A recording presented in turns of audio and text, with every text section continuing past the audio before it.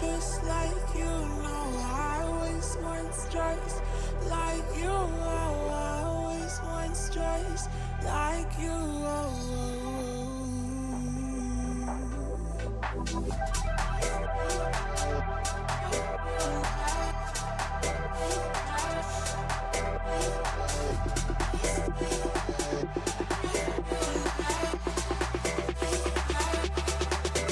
Let's go.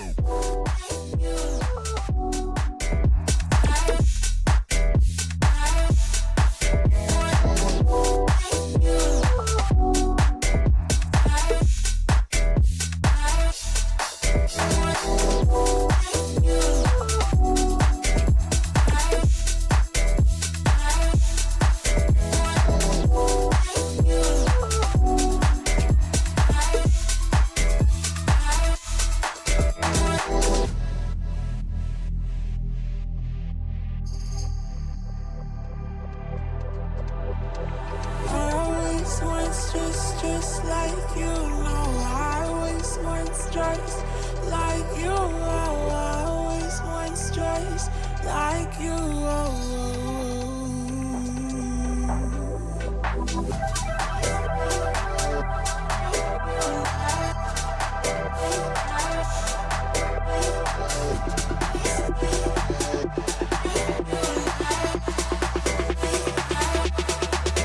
Let's go.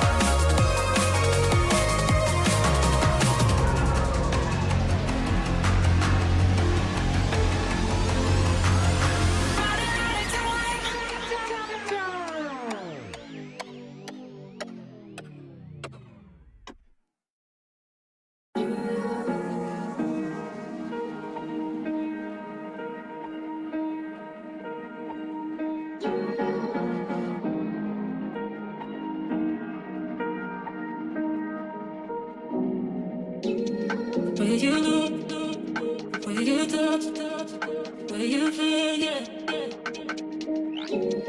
Where you look, where you touch, where you feel, yeah. Yeah. Can we talk about me and you? Can we talk about the truth? I wanna know, I wanna know. Can we talk about me and you?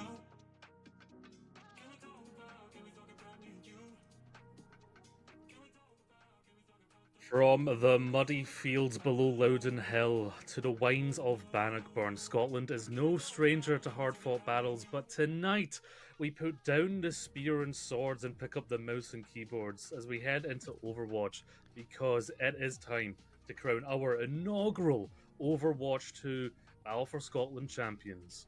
My name is Gio, joined by Crumble, and this is going to be one hell of a clash. Yes, Gio, the scene is sure set. Hello and howdy, folks, and welcome to the Battle for Scotland Grand Finals for Overwatch 2. University of Strathclyde and Glasgow Caledonian Uni coming together in these Grand Finals, best of 7. It's gonna be a long journey, this series, and we are just strapped in, so ready.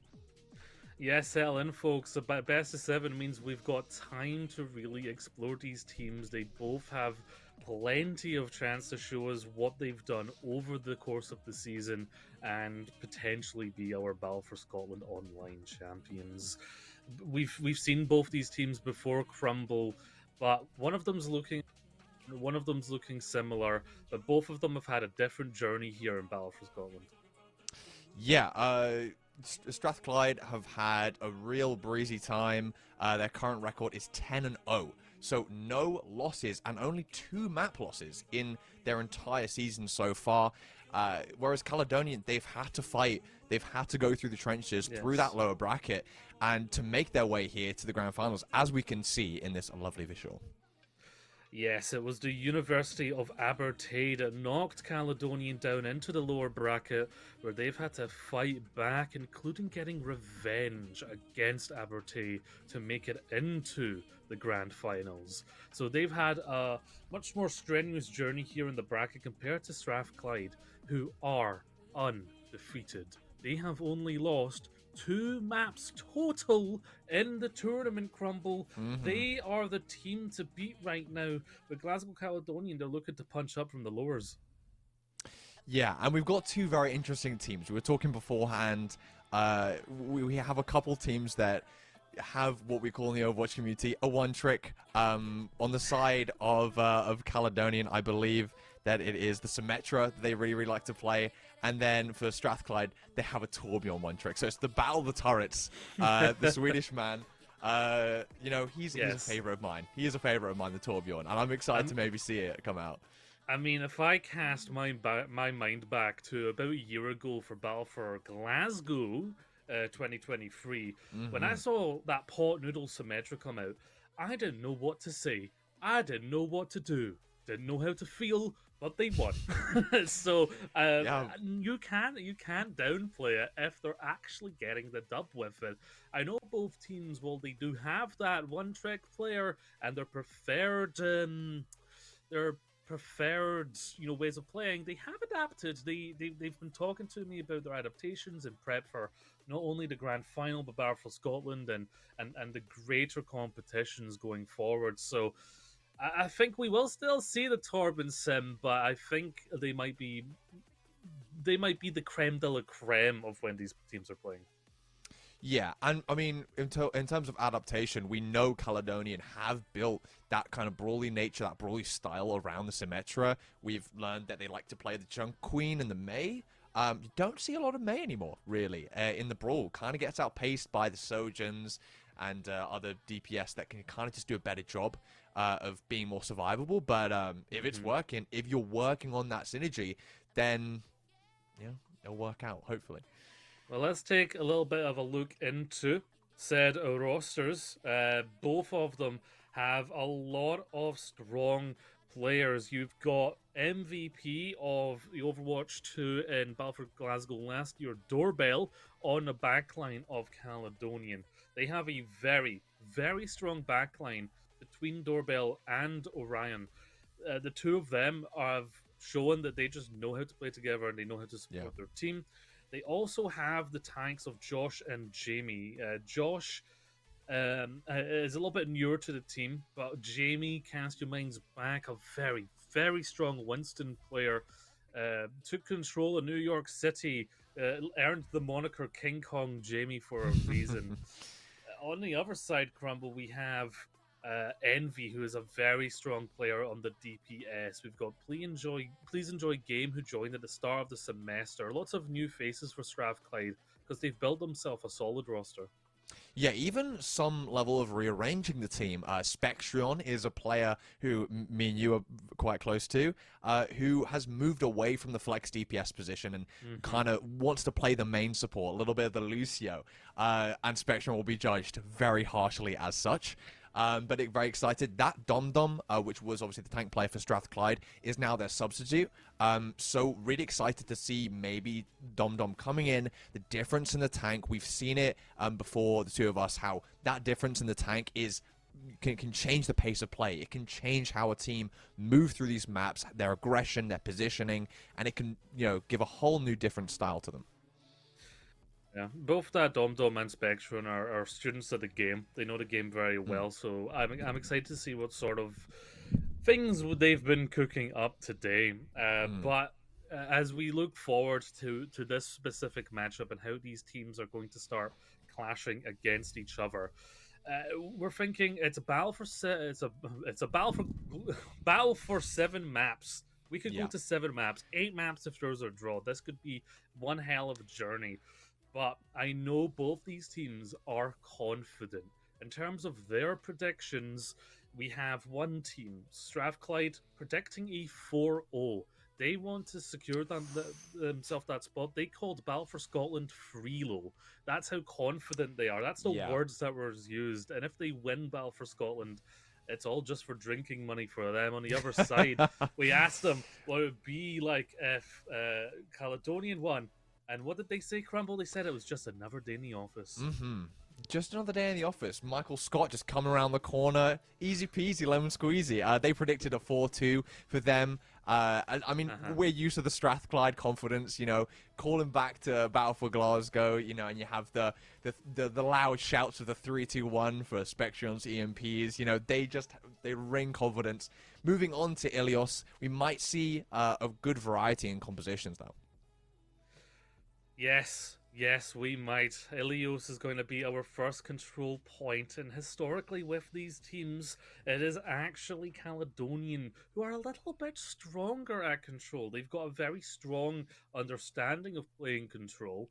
I remember if I cast my mind back, Ilios was the first map I ever saw of this team, and they came out on Ruins with Monkey Symmetra, and I didn't know what to make of it, but heck, it worked for them in the end. So I think Ilios is something where Strathclyde, they know what is going to be brought out here, unless they've cooked hard and it works, and they don't bring out I'm the hoping. Symmetra. Yeah, I think both these teams, there's a level of mental game here between, they both understand what each team's going to be doing. So are they going to try and outplay that? Are they going to outguess themselves? Is there going to be a level of poker here? There's a lot on All the the line. mind games. There's going to be mind games. I mean, I'm casting my mind back too, as well, to that first map where the two of us got to cast Caledonian Battle for Glasgow last year. And I just remember, in particular, the eventual MVP, Doorbell, who just had incredible positioning on Ana, which unfortunately we probably won't see the Ana. Not really a pick that we see. It's a lot of the Kiriko and the Moira. The name of the game is a lot more survivable. Yeah, unfortunate. If you haven't been keeping up with Overwatch esports at the moment, and you're excited to see some Ana, I've got some bad news for you. Yeah. You probably might not see it. It's okay. It's worth mentioning, if you haven't really been watching Overwatch esports, the new Season 9 patch means that if a DPS hits you with some damage, you have 15% reduced healing from your supports. So positioning in the game has never meant more. And it does right now. Yeah. Look at this, Crumble. If it's not just serendipity, it might just be poetry. We're starting on ruins. This is so poetic. So poetic, and shock and horror. Pot noodles on the Symmetra. Cheeseburger is on the Torbjorn. We are in for an absolute treat. The scene is set here, Gio, for these one-trick players. I don't know if it's just a TP out of spawn for Pot Noodle. No, they're sticking on it. No. And a bit of an interesting kind of divey, pokey hybrid here from Strathclyde. Now, the tank of Strathclyde only eats when they win. Oh. That's how determined they are to win. And look how sneaky Caledonian are being. Yeah. They're straight up just waiting for the point to unlock Rumble so that they can get onto it and win that brawl out, because they probably expect Strathclyde to play a little bit more pokey and divey. Yeah, they want to try force out those cooldowns with the Kiri, really be as aggressive as possible. Do not let go of that W key. Already walking forward, Sky Knight's falling pretty low.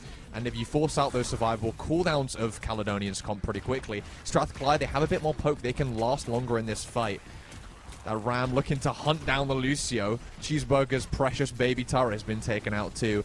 But they're continuing to poke it out, and Caledonian can't get a hand on any kills so far. Yeah, but it is good kiting from them. No one has went down on either side as they continue to just poke each other out. Cali do have the point, however, so Strathclyde, they need to make a play soon. Yeah, the longer that they fight here in this stalemate, the better it is for Caledonian. Now they're looking to walk a little bit forward, trying to pressure out that Moira. Doorbell a little bit scared there. And yes, Strathclyde a little bit on the back foot, but now they have an opening pick. Cheeseburger finds Doorbell on the Arno, who was close to that Coalescence as well. So a lot of sustain, a lot of aggression not going to be able to be had in this fight. They have other ults coming up, but you wonder whether you want to trade out ults here, or do you just want to take this fight and run away with it? Still going on, but there comes the rush as they look to secure the point. Enemy takes down Sky now. Caledonian bring up the wall to protect themselves. Yeah, really good way of dealing with that Kasuni rush. And you can see Envy just has to completely back off, and they're using ults here. Caledonian, they want to hang on to it, and they, you know, they're going to win in the end here because they're using ults to keep their capture of the point. And it's interesting to note, you know, Ramatra kind of fell out of the meta a little bit. Took over by Orisa, who was more survivable against the Mauga, who had a brief stint in the meta. Now we're seeing Caledonian actually bring out the Ramatra. James done a fine job in so far. They've got 80% on this first point. Crumble. Strathclyde have failed to be able to secure it, even with those initial picks. Yeah, I mean, they have a beat, which is going to be really, really necessary against that Coalescence. Both get traded out immediately. Cheeseburger going nice and aggressive with that Molten Core. Envy looking for the overclock, looking for those shots, but a lot of escapability means that they won't probably be found by that railgun. We see a trade coming out here, but with no supports on the side of Strathclyde, it doesn't look likely that they'll be able to get back into this one. 100% to 0% in our first round, looking pretty convincing. I do gotta say, I'm liking this feel from Caledonian. They brought out the Ramatra, not usual, but even in that final fight, yes, Spectrum had the beat, but that Coalescence from Doorbell kind of nullified that push, and essentially they cancel each other out. It's like in Harry Potter where the two beam spells just meet in the middle. It's a battle of the beams. But ultimately, I loved Caledonian, like praying and like a tiger in the tall grass, hiding and waiting for that TP. To be found into the backline so they can secure the point. And now you have to imagine that they're going to be doing similar or just going right to the point. They've got the main now as well instead of the Reaper to really hold down the point. And yeah, they're hiding again. They don't need to poke with this composition. They're playing it very well. Yeah, Strathclyde have the better poke, so this is a great idea. Yeah, they know how they need to play it. They want to force the close quarters. That's why we saw such a good stalemate. They weren't ever biting off more than they can chew going out into the open.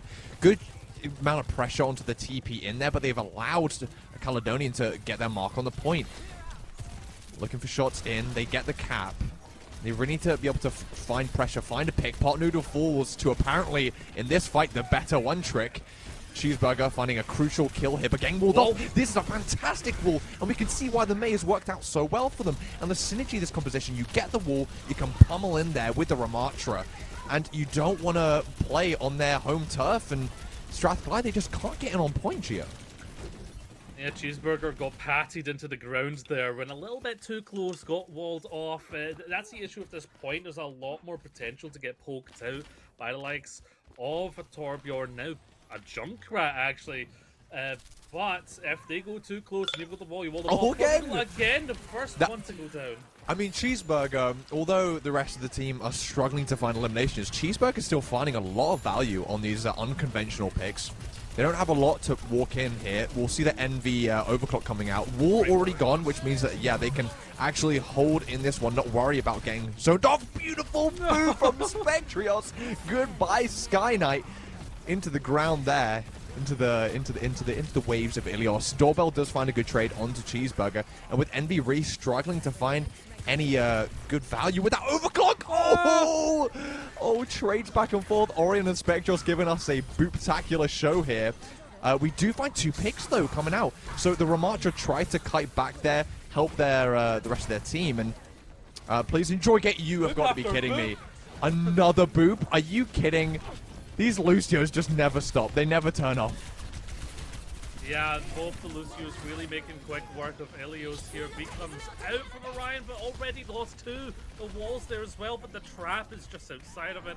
Finally, Grumble. Strathclyde to get some percentage, not only on Lighthouse, but Ilios overall. And now, they're probably looking a little bit better here. Jamie's on Reinhardt in 2024. Okay. I respect it. I respect it so much. They are going to TP right to point, but they have to be aware Cheeseburger's going to have Tire and could potentially ruin their party here. Yeah, and here it comes. Looking for that Tire to find some good kills. Oh, what a fire strike. Jamie, so well played. Finding Orion as well. Envy now on this Echo. I like it a lot more. It's more consistent poke, better escapability. Cheeseburger's going to follow up. That's 2 down. 5v3 here for Strathclyde. They're holding on to this one nicely. And the switch onto the Junkrat and the Echo has really, really helped them in this poke stage for sure. Oh, absolutely. I mean, the one downfall there is that Caledonian had the point, so that Strathclyde were building percentage. Orion, they got caught out. They didn't. I think they didn't get the TP. Perhaps it went down early, so they were stuck out. Got followed up on. If you get a clean push now with a Blizzard, that's going to be a lot harder to push apart. There is going to be the duplicate, and there is going to be the bomb. But Already that shield broken though. You're Look. Reinhardt, and you're seeing a prime example of why Reinhardt's just not in the meta right now. So much spam damage brings that health down.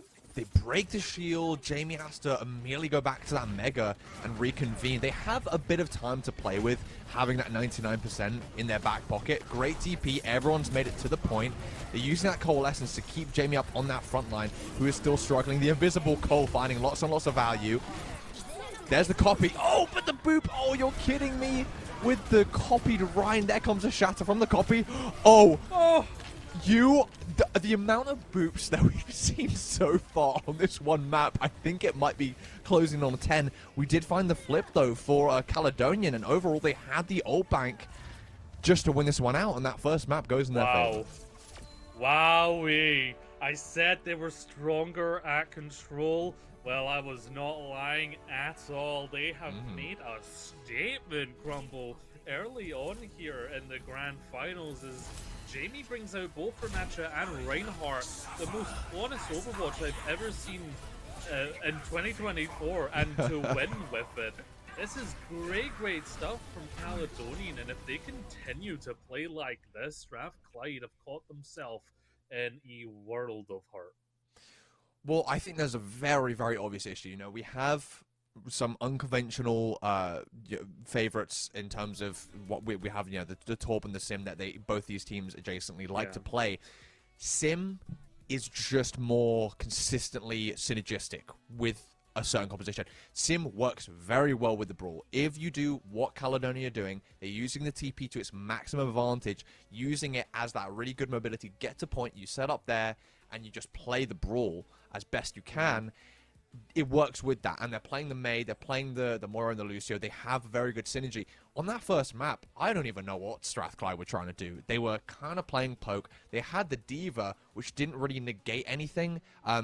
You know, Diva against the Ramattra can pummel right through. And if you're trying to force that stalemate like Strathclyde were doing, you're just going to be a sitting duck, and you're not really going to get in the fight. Strathclyde brought... They are playing boxing and Caledonian are street fighting. Yeah. Because if you just look at the way that they played with these TPs, waiting for their opportunity, just ticking out the time, not even poking, because they don't have a poke comp. They understand themselves so well. It's no wonder they get blacklisted a lot in their scrims. Because if I went up against this in my own scrim, I'd be like, "What is happening? Where are like, they going? Why do they keep my mind would be hiding? like this isn't this on paper. This makes no sense. Doesn't work." And it works. You know, it's great Overwatch and it's fun to watch. And the fact that we just saw a team win a point and therefore a map with Reinhardt, Oh, brings me so much joy. I can't understate how much that warms my heart, but also just goes to show it's so much more about knowing how you play into your strengths rather playing into meta strengths. And I think, Yeah. and there's a potential here that Strathclyde outthink themselves rather than outthinking um, Caledonian. But we did know Caledonian are good at control. Yeah. We've seen it before, we felt it before, and we've just bore witness to it. It's not going to be control after control crumble. There's going to be plenty more map types moving Oh, yeah. forward. They need We've to got get time. 4 maps when there's time here for Strathclyde to say, okay, they cause off guard, call it the control stumble, call it early jitters, whatever you want to do, but now it's time to hit the reset button, move forward, and show everyone why you're currently undefeated.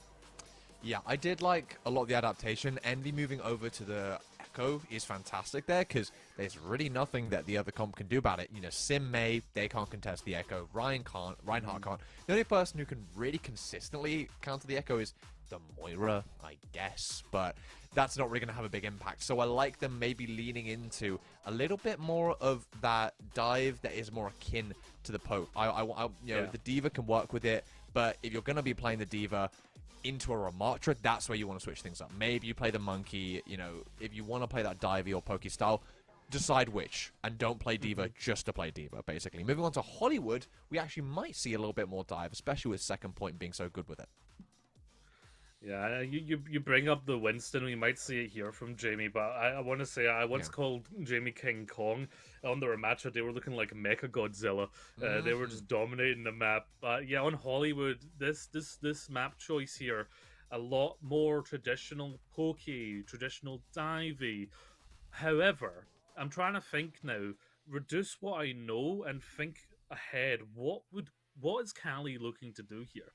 They can still play Sim because there's a lot of cubbies, corners, low ground you can hide, push payload a bit, and then burst onto the high ground. The issue is then, once you're up on the high ground, you are in an absolute open savannah.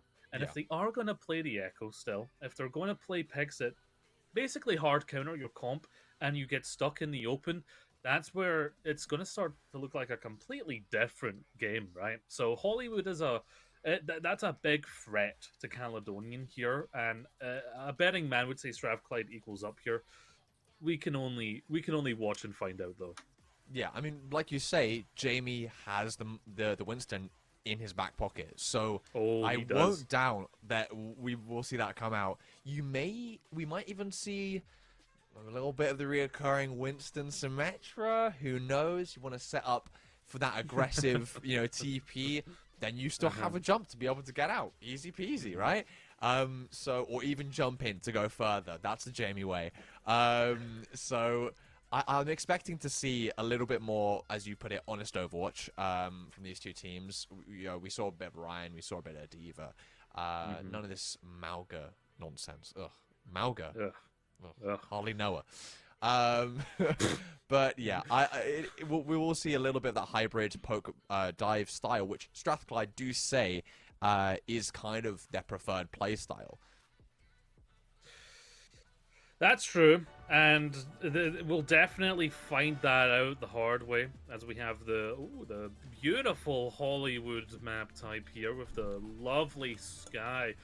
These teams are not afraid to talk to each other though a little bit and chat. There's been some Chang at one point in last match. Pot Noodle said, "Where's the Torb?"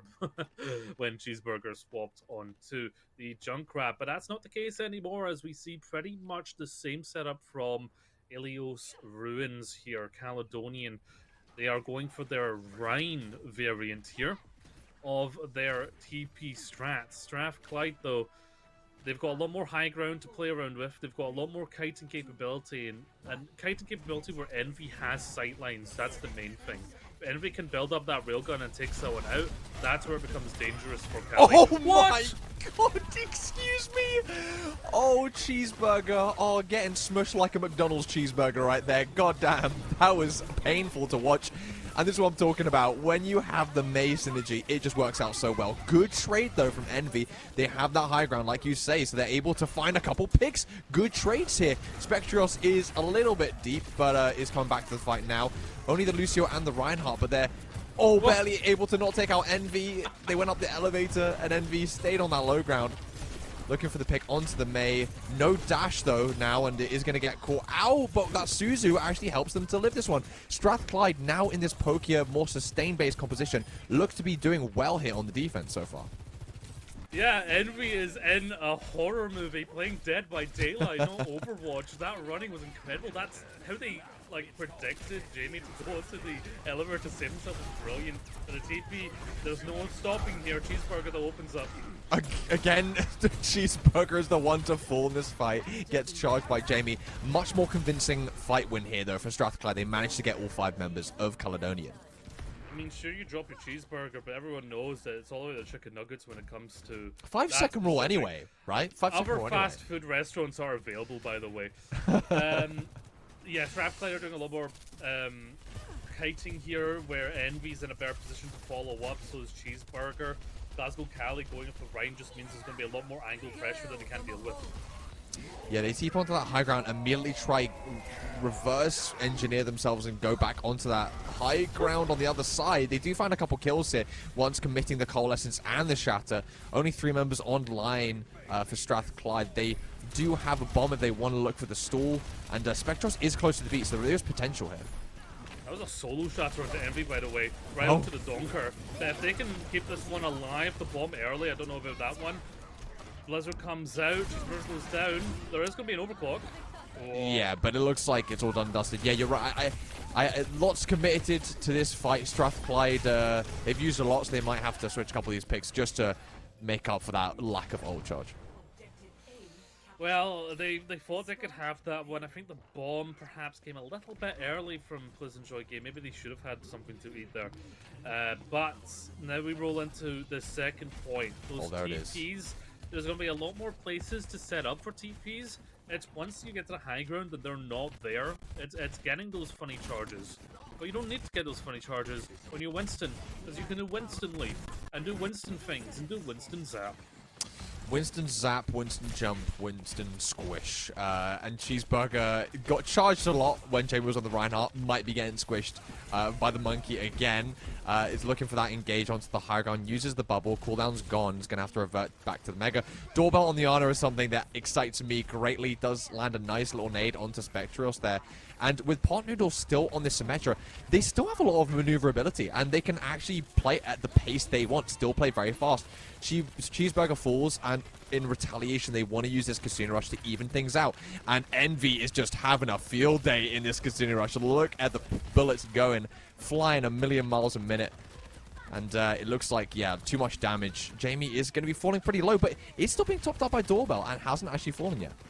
Yeah, they forwent the Juggernaut, they went right into the double tap. They didn't get any follow-up with it, though. Now the Nano Monkey comes out, the classic. Yeah, here he comes, Jamie, knocking on your door. You know who it is, the monkey, looking for those kills. And, yeah, I'm really surprised Caledonian not getting chased down as much there. Jamie was on such low health.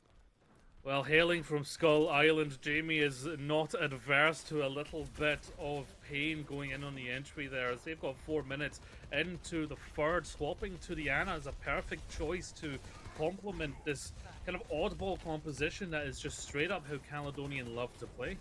Yeah, you kind of need as much burst healing as possible, and that nade really helps with that. We're seeing the Primal used a little bit early in the fight here. It was trying to look to force out Please Enjoy Game a little bit, but wasn't very successful with that. But they have a little bit of a bank to... Yeah, they have more to work with. They have the overclock here for that space. The Strathclyde, they have a lot to work with as well. They have the beat, they have the visor too, but a bit of a kite from Caledonian. They want to take their time.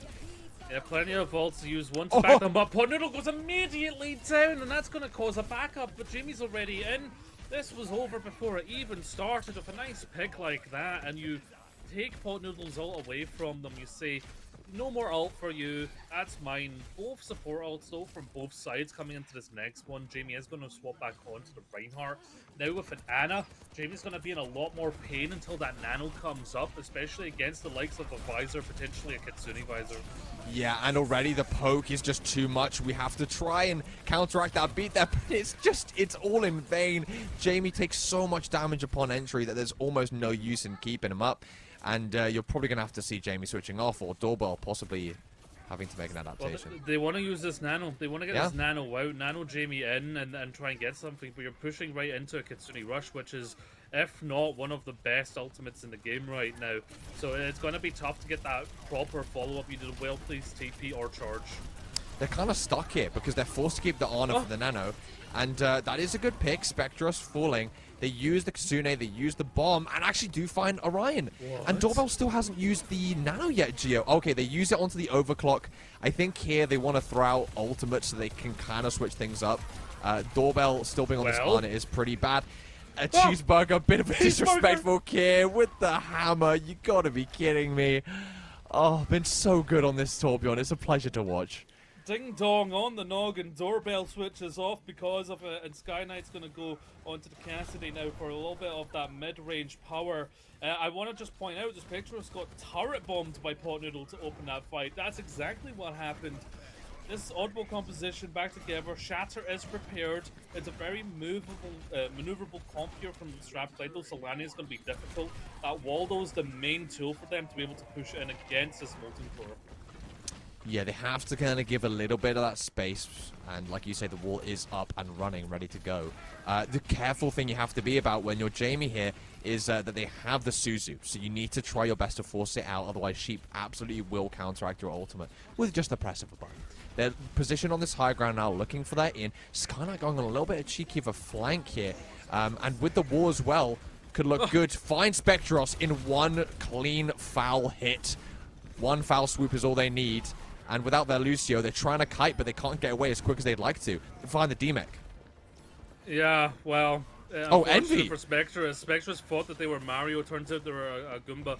Envy is getting taken out by the skill orb. No Oh, way. Doorbell. Whether it's on the Ana or the Moro, seems to still be able to pick up kills wherever they can.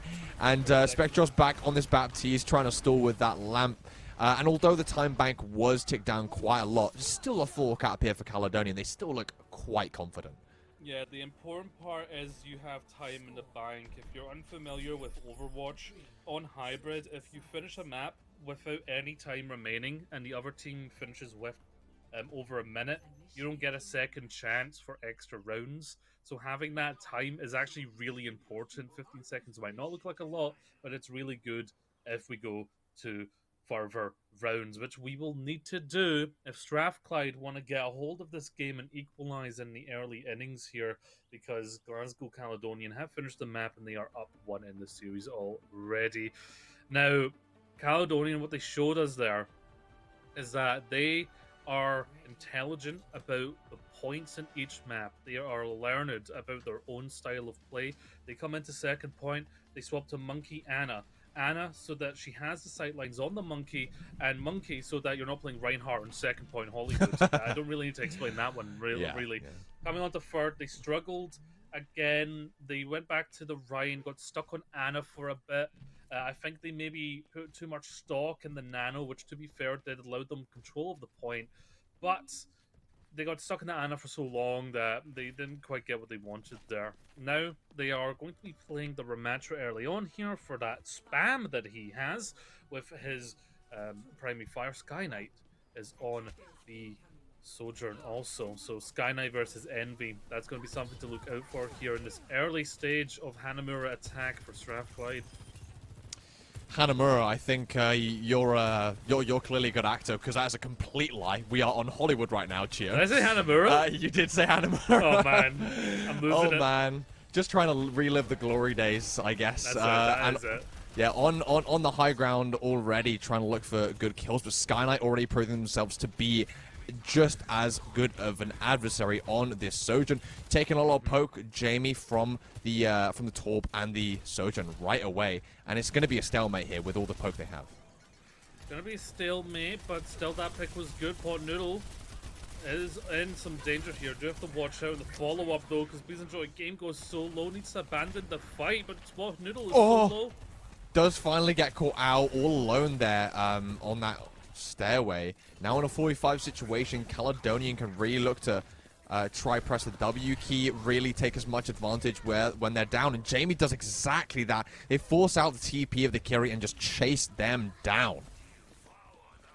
Yeah, not so good so far, I think. Please Enjoy game needing to abandon that fight to get the health pack was detrimental to following up onto the pick on Paw Noodle, who is now going to have the wall. The ability to split up this point here with it is going to be very vital to them. But more importantly, they're coming up to the Coalescence, which will keep them alive. Yeah, the biggest issue here is that there's so much that Caledonian have that can just beam straight through the Diva. You have the pummels from the Ramatra, you have the beam from the Symmetra, your main sources of damage here for Caledonian. They just tear right through the front line. 2 minutes remaining. Next one is going to be an absolute doozy of a fight. Not only do you have the difference between the Kitsune Rush and the Coalescence to try and keep yourself alive through it, you're going to have this overclock. You're potentially going to have a beat from both Lucios if the fight goes long. This is going to be a hard-fought one here for both teams. Yeah, and lots of ultimates at their disposal, absolutely. And the Doorbell able to take out Envy right away, that overclock not going to use. And now that frees up Sky Knight, the opposing Sojourn, to really get the cleanup, all that damage coming in. Beautifully done there. Great support from Doorbell, helping Sky Knight really secure those eliminations.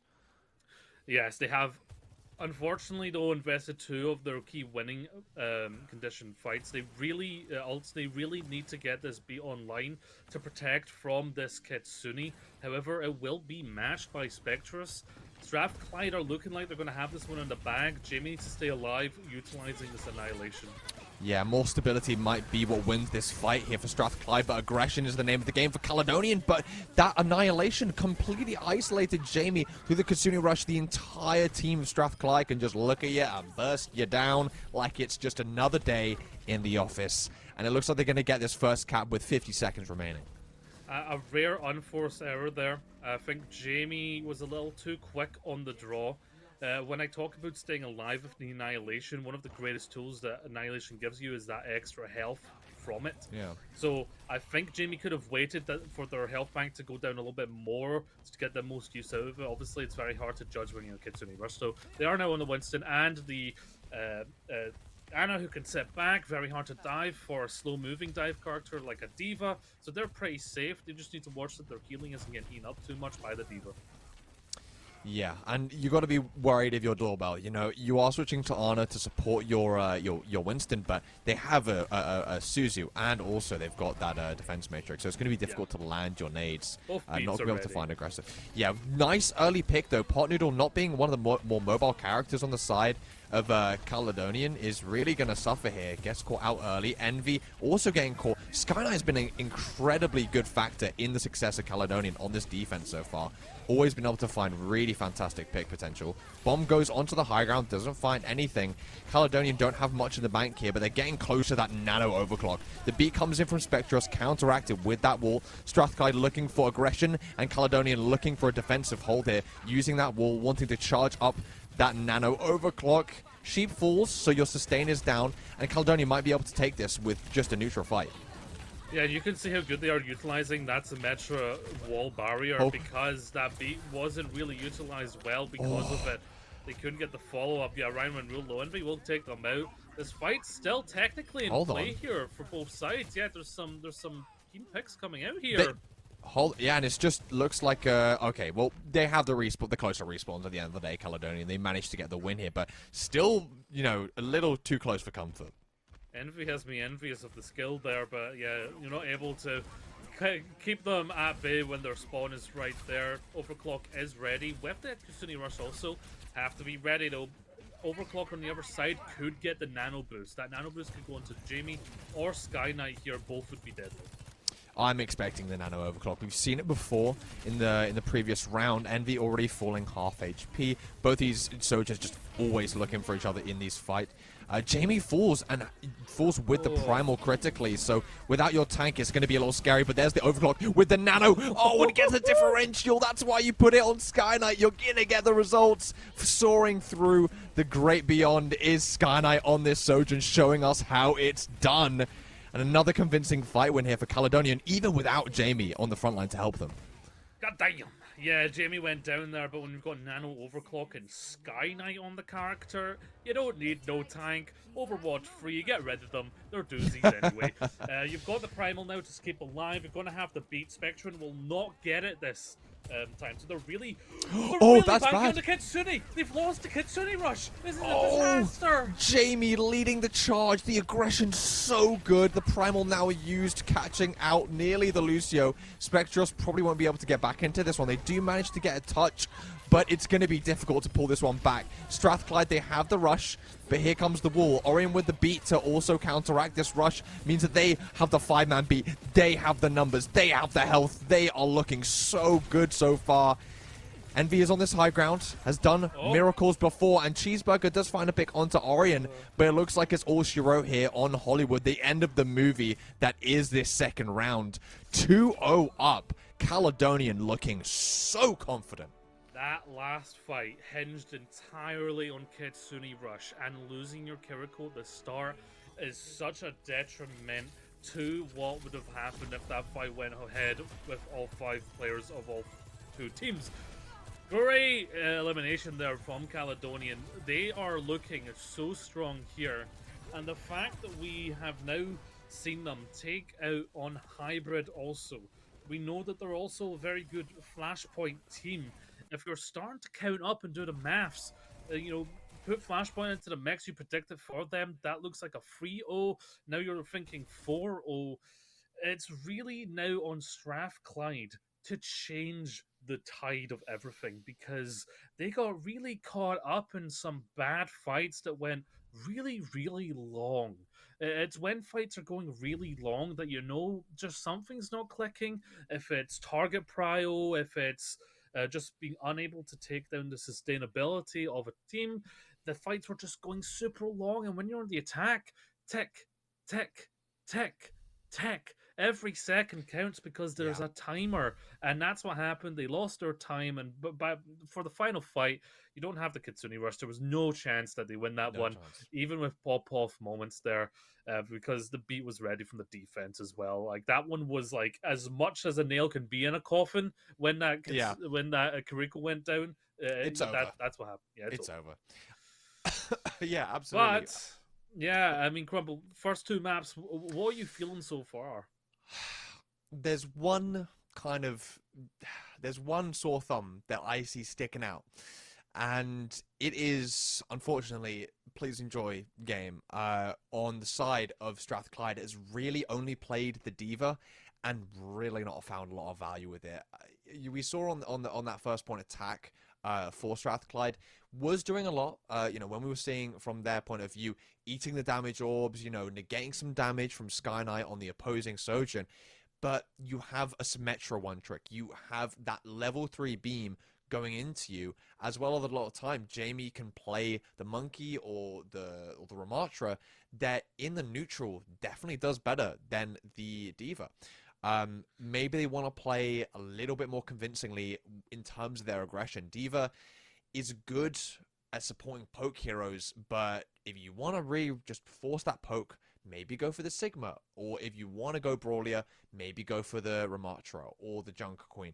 Definitely need to branch out in terms of the kind of composition they're playing. We're seeing fantastic adaptation. Like you said on Hollywood, they play the Monkey on the first point. On the second point, they play the Ryan, or lean into the Brawl on the third point. Even though it took a little bit, they were stumbling over themselves. They knew what adaptations they needed to make for the different points of the map, or even for the different enemy, what the enemies were playing as well. Strathclyde need that same adaptation, otherwise they're just going to fall flat in this series. Yeah. I mean, comparing both of the tanks here, Please Enjoy Game joined this roster of Strathclyde at the start of the semester where Jamie has been a part of this team for quite a longer period of time. Yeah. So there's just that inbuilt synergy that you can very clearly see that Caledonian are really harkening on. That Strathclyde, they don't quite have that in their arsenal yet. They've got their coachability, their understanding of the game. They have a comp that would do pretty well against a I don't use the word normal, standard arrangement of opponents in most competitions, but these ain't no standard No. fighters. This is Cali, baby, and they're gonna bring out a Symmetra, uh, Winston, Yeah. Anna dive, and can you prepare for that? You can prepare for it on paper. You can't scrim against it. What are you gonna do? Ask your scrim partners to play sim dive? They're gonna They're gonna blacklist think you're you. mentally insane, probably Yeah, a little bit. they're gonna think you're gold. Why are you Yeah. asking that? That's such a weird question. It's No. it's a team that is so hard to prepare for that might just be one of their greatest strengths. I mean, also Jamie is actually the oldest player on the team of Cali, so perhaps that wisdom is being developed down, as a graduate, doing cybersecurity. So perhaps they could even set up some sort of like NordVPN, Cali VPN, Cali to, VP. to stop Strathclyde from hacking their composition and figuring out Yeah. how to play against it. Because right now, it's that Well said. adaptation needs to happen. Because it's Flashpoint next, and I've already touched on it.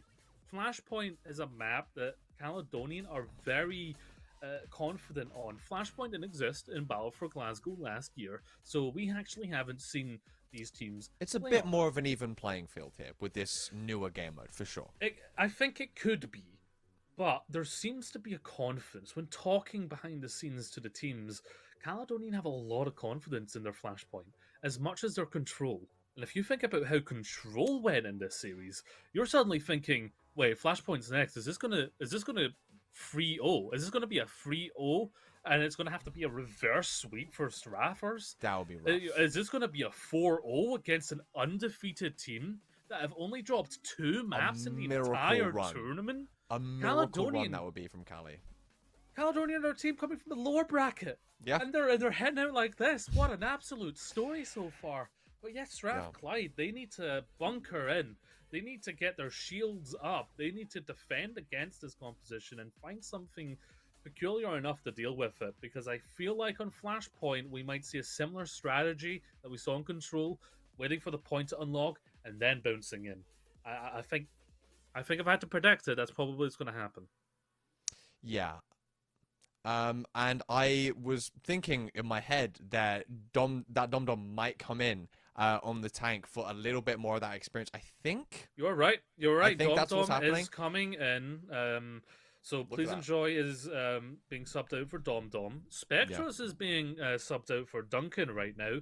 So Strathclyde are really going for something different. Now, here's where things change a lot. Josh is coming in for Jamie on Caledonian. So that's telling me very specifically we're going to see a Junker Queen and a May, because these players have worked on that specific combo. Watch out in the play, folks, for the knife, the Gracie of Junker Queen hitting the tank or someone else of Straffers, pulling them in, and then the May wall coming up. Watch out for that, because if that hits someone, they're gone. There needs to be instant support for them, or some sort of mobility, some sort of immortality to keep them alive against it. Because that's a very, very niche, like micro thing that I know they've been working on. Reminds me of the good old days of tank synergy. Oh boy, remember the pull rocks and pulled pork and all this lovely stuff. Are you trying to turn this into a 6v6 debate, No. Is that what you're trying to do? No. Yes. No, I'm not. That's a discussion for a that's a whole 2-hour podcast. That is a whole. I mean, to host it. yeah, exactly. There's been more than 2 hours in podcasts being discussed about 6v6. Quick play hacked, maybe. I feel like that would be the biggest, most controversial quick play hack that they could potentially ever do.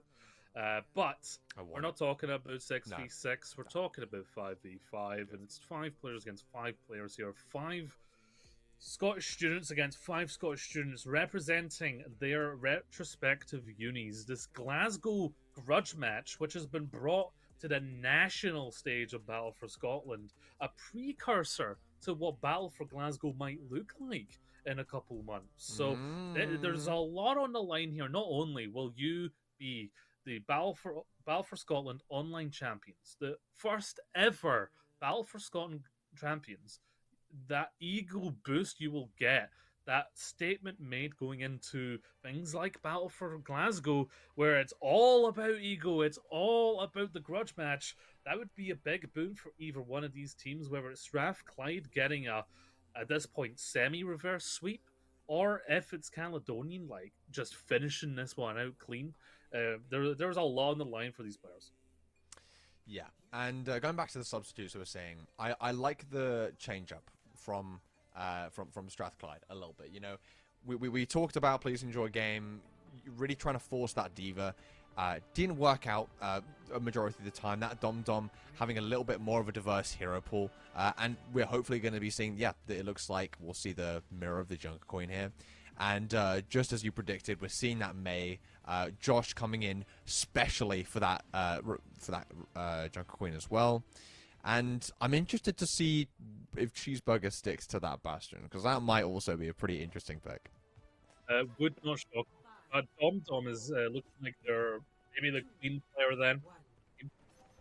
Dom on stage 4.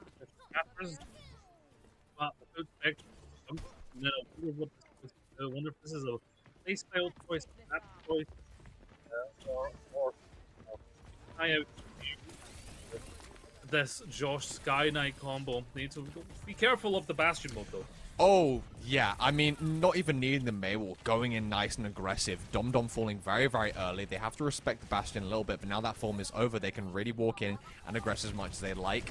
That's what you get from the Moira. You get a support that can keep up with the pace constantly, follow that Junker Queen around right behind them, and supply them with as much healing as they need. Tell you what, Glasgow Cali, they ain't vegetarians. They've been eating cheeseburger every map so far. Yeah, Dom got caught out. We didn't see exactly the currents there. If it was a Gracie, I have to imagine they looked quite isolated. So again, you just got to be very careful that Josh is going to land those Gracies. Envy setting up pretty aggressively on that side is dangerous because they have that Moira, and honestly, both DPS and side of Cali pretty good at dealing with the Tracer. Seeing now looking to go in, there's the Gracie. They don't even need the Maywall, but there it comes up, forcing away the team, and that Maywall actually didn't allow Sheep to even heal Dom or Cheeseburger.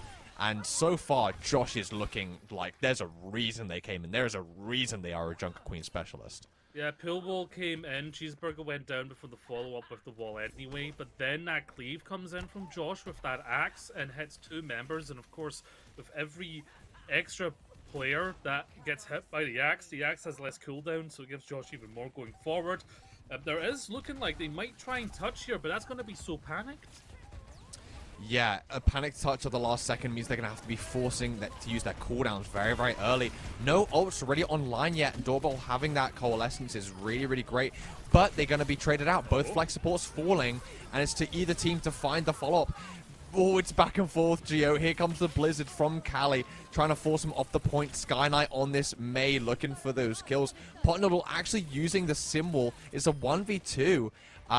Doesn't really look like they're going to manage to get this one. Flip comes through for Strathclyde, but Cali, they've got plenty of percentage on the bank. Yeah, they really undervalued Envy's Tracer. They really didn't expect that Dom was going to get that touch and stay alive. They did not want to use those 2 ultimates of their DPS, so that's why they came in so late, and therefore didn't get the value.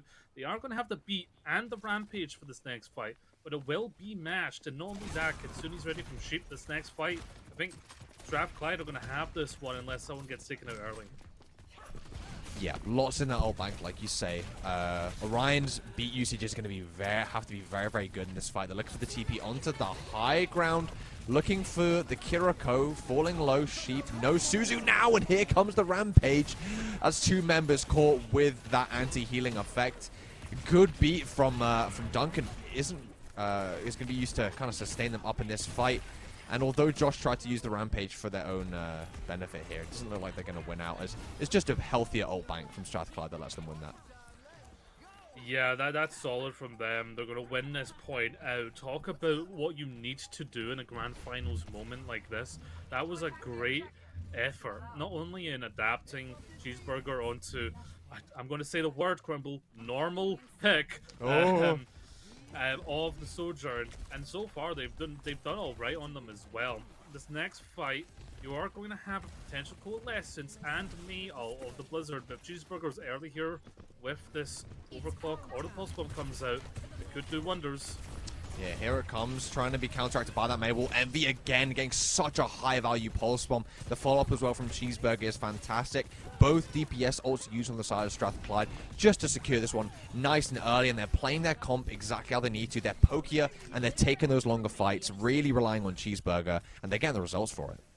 Yeah, Pot Noodle got nuked, and I don't mean in the microwave. You lose that early on, that's one of your key hinges, and the door comes off without the hinge, right? Now, Strathclyde are in a great momentum in terms of their economy as well, because they will get this Kitsune Rush or Rampage next. Ooh. Envy, you can't face tank 5 players. Oh, getting brain freeze from that shot from Sky Knight, and now in a 45 situation, they want to use the Cole, they want to push in nice and aggressively. Blizzard also used Josh finding the pick onto the Lucio, seeing a trade, Pot Noodle falling. Without either of your supports, Dom isn't going to last very, very long on this point, and it's just Cheeseburger left as they find the flip. 63% on the board here for Strathclyde, but a good stall from Envy, trying to keep that going for a little bit longer. You're so silly. Strathclyde, yeah, they lost a pivotal member there. If you lose the Tracer, you lose that pressure supplied by that flank, and it means the Caledonian can just go in without fear of getting taken out in the back. Pulse Bomb will be ready soon, but the most important part here is the Kitsune Rush. There's not the beat to save it yet. Yeah, be scared of blinking off the map there. Gotta watch out on those edges. Here comes the Rampage from Dom. Lots used on both sides, but it's really about the follow-up on these Rampages. Dom finding it, and without that Suzu, that's what you get from that Kiriko in this Junker Queen mirror. You get the Suzu to counteract that Rampage when it's placed down. Callie's still finding good picks, though, and it would seem that Sky Knight was just completely uncontested on the side and might just stay in this one for very, very long. Yeah, and if they do get this touch, which I think they will be able to with the likes of the Tracer and the Lucio, they're going to have a beat, they will have an overclock, but they're pushing into a lot of prepared arsenal from Cali. This one's going to be tough. It's all about forcing these ultimates out of Cali to the next point. Yeah, and Cali can't hold on to their ultimates like they've done before. They need to be proactive, not reactive. Here comes the overclock from Cheeseburger. They're going to use the beat, the Rampage. Beats on both sides use. The Rampage from Josh isn't really going to find much value. Now they're just waiting for those ult percentage to tick up from Sky Knight, but it's just not coming quick enough. 98% and counting, just did not get that Blizzard online quick enough. They're going to be using it desperately in the end march of this fight, but to no avail. They do have a chance to come back into this one, Gio, but again, they're just too proactive. It's called Battle for Scotland. Battle. Fight. This is what we're seeing from these players. They're not giving up. They're not lying down. They want to be inaugural champions. And Envy, sneaking in the back, getting that sneak level up, trying to hit this pulse. Now looking for the pulse onto the Symmetra, goes wide. Cali can go back into this one with a Coalescence, but they don't even have the chance to touch. Now it's going to be a staggered fight here. If Strathclyde are able to win this one, they have a huge advantage moving on to the next point. Doorbell has been good at living in these fights, really charging these Coalescences up quickly, and they might even have to use it here to win this fight out. But it looks like they managed to get the picks in time. Strathclyde twice now have shown that they can win a fight where on paper they probably shouldn't. They can win a fight where on paper it might look like they could not get to the point in time. This is great. This is what you need to do. And if they take Flashpoint off of Caledonian, that's a great change of momentum here moving into the rest of the match. This Coalescence and Kitsune Rush are ready from both sides here to which one gets the most value. Yeah, Duncan being close to that beat means that Strathclyde can sit a little bit easier, but Cheeseburger falling pretty low pretty damn quickly. Orion falls as well. Doorbell might be forced to use his Coalescence in this fight, but the stability, the absolute consistency of the side of Caledonia. They always manage to get those picks when they need them. Yeah, the virtual core strength of Glasgow Cal. No support ults came out there. This next fight is going to be an absolute slobber knocker of a fight. There's so many ults already. It's about positioning this Rampage to force beat or using a support ult to force beat, but you've already lost Envy. Yeah, early picks work as well. Oh, they tried to use a little combo there, Gio. We saw a glimpse of it. And falling low there, but managing to kite back. Strathclyde, they have both support ultimates, like you say, to come into this one. But, I mean, both teams pretty much have everything. It's going to be a nightmare fight for me. Yeah, it's going to be a nightmare fight for me here, Gio, moving in. And I think we're going to see, hopefully, the Rampages from either side. It's all about that follow-up. Here comes the wall from Pot Noodle. Able to counteract this Consumer Rush quite nicely, not forcing them to use the beat as early as they need to. They have these support ultimates late in the fight, Gio, which is so fantastic. They find Envy. They just need that beat. The great boop from Duncan there forces that Dom to not be able to get much value, only catching Josh there with the Rampage. And Dom very isolated on that point, all alone, has Duncan as well to try fight with, but it looks like the fight's already been won. Caledonian, these supports, Orion and Doorbell, so great, not even needing the Coalescence at the end of the day. Yeah. Okay, well, never mind. I was about to say that's all the Caledonian were holding on to because Strathclyde were trying to get the Coalescence out. Doorbell in the end succumbed to the immense pressure that was being applied. The fact that Dom was still alive there. I would have pulled that Coalescence sooner. I would have pulled the Coalescence. So I don't blame Doorbell for eventually succumbing to that pressure. Now, though, this next fight will be a little bit more difficult. Cheeseburgers went onto the Junkrat, though. A little bit more of that cheese, but if that cheese hits you, it's explosive. And I don't mean explosive cheese. I don't know what I'm talking about, but the Blizzard might come up from Sky Knight in this next fight, but it could be a little bit faster here. Yeah, and yet again, Sky Knight just giving people brain freeze. Left, right, and center. Cheeseburger succumbing to the ice cream. Clearly not the better food. And finding that pick nice and early allows them to get that point cap. Now, they have this staggered fight where they might be able to get a lot of staggered picks onto Strathclyde, which means they just have free percentage to roll up. Yeah, walking into Caledonian's comp and with Sky Knight prepared with those alt fires, it's kind of like your character in Final Destination. And you're just going to find yourself going down in some fashion or another. Strathclyde, though, they've shown that they don't need to win that first fight to be able to win a point. They have this next one, though. Cheeseburger, again, kind of floundering. Kind of trying to find something, throwing it at the wall to see what sticks. They're going to have the Rampage, potentially the Kitsune Rush in this extended fight. If Envy can find a pulse, though, that might be all that they need. Yeah, and with that, the Fate's been used pretty early. Envy now in a great position to find a Pulse Bomb. Goes wide again. Haven't seen a lot of value from these Pulse Bombs in these last couple of fights. Good tracking, though, but it's going to be Duncan that falls early. And when you have your Tracer off on that off angle, whereas Caledonian, they have all 5 members on that front line pressing that W key. Overall, in these long-winded fights, it does make a big difference. Grumble, we ain't joshing around. We're going to map point here as Caledonian have returned the favor. They've almost secured the reverse sweep on this specific map point. We're going to the 5th and final point here. We are stacked for ultimates on Cali's side of Strathclyde. Struggling to get there. They are going to have the beat to nullify some of these. A well-placed beat from Duncan could do wonders here. That was almost a scary wall. This is going to be a big slobber knocker fight. All getting very, very aggressive there, trying to find the pick onto Cheeseburger. Here comes the rush counteracted, forcing the beat because she does not have that Suzu. And they have a beat of their own. Coming later in the fight, it means they have that overhealth later. They have an advantage there. Cheeseburger popping the visor to no avail. Josh has done such an incredible job at forcing these fights, forcing ultimates, just controlling the flow of the game on this Junker Queen. Oh, that was messy. Too much to break down, but the main important thing was Duncan's beat came early. It had to come early because of the Rampage from Josh. Orion could have a very well-timed one. Set back and get it out there. Cheeseburger playing Mystery Heroes on the sideline here, trying to find anything that works with the Junkrat now. Again coming out, but they're pushing right into a Blizzard. Yeah, and if Caledonian do what they need to do here and just hold defensively, not poke out too much, and just wait patiently for Strathclyde to be forced onto the point and then use that Blizzard effectively.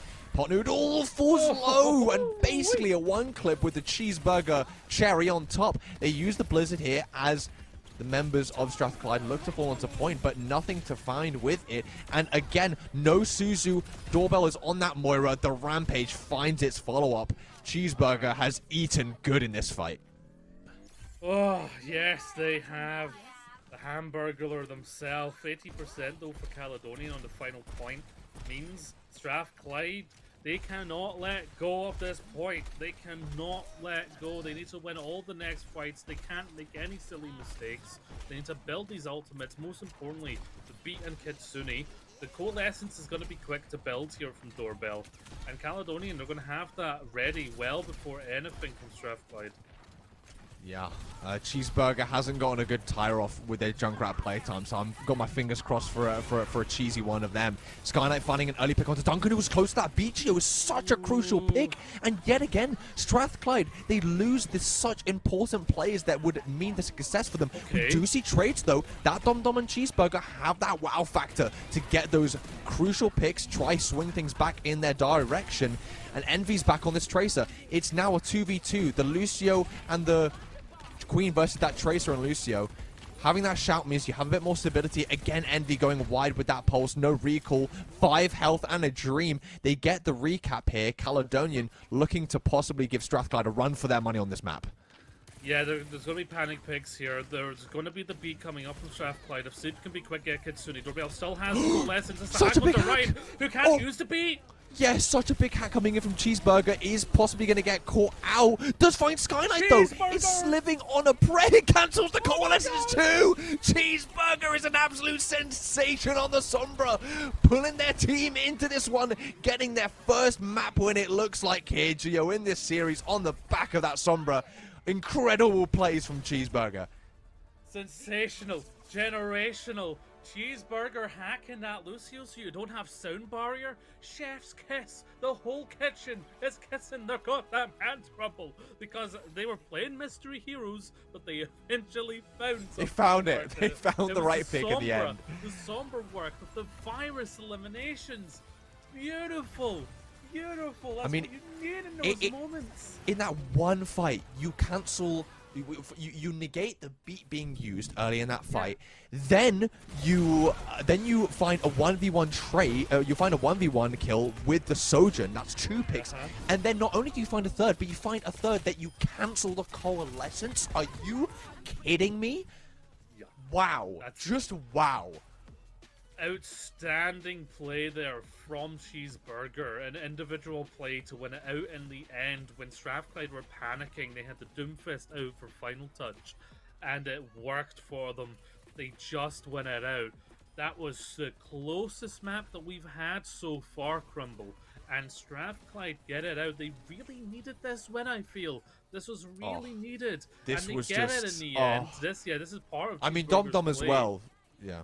It was just... on the follow-up also, you have to admit, also did do work, and that just goes to show Strathclyde, they ain't on their back.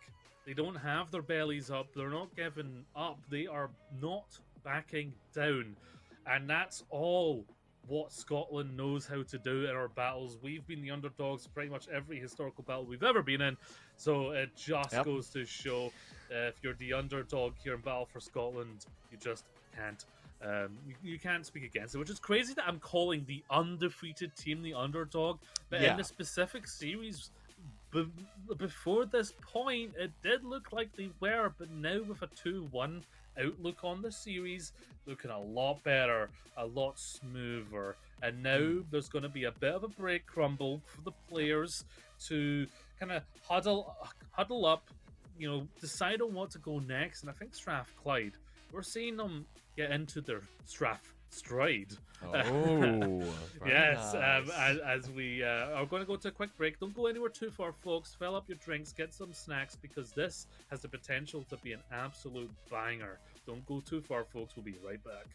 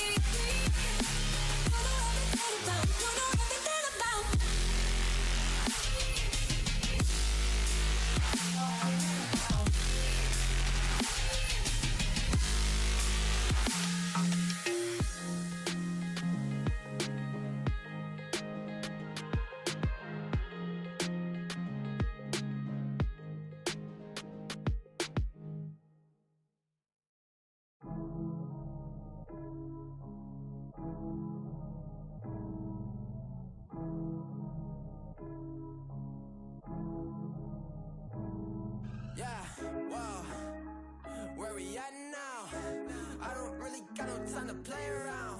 Wow, making beats up in my playground. Since I was a kid, I knew I always had to make sound. Wow. Yeah, 2K19. Swear to God, I'm taking over 19.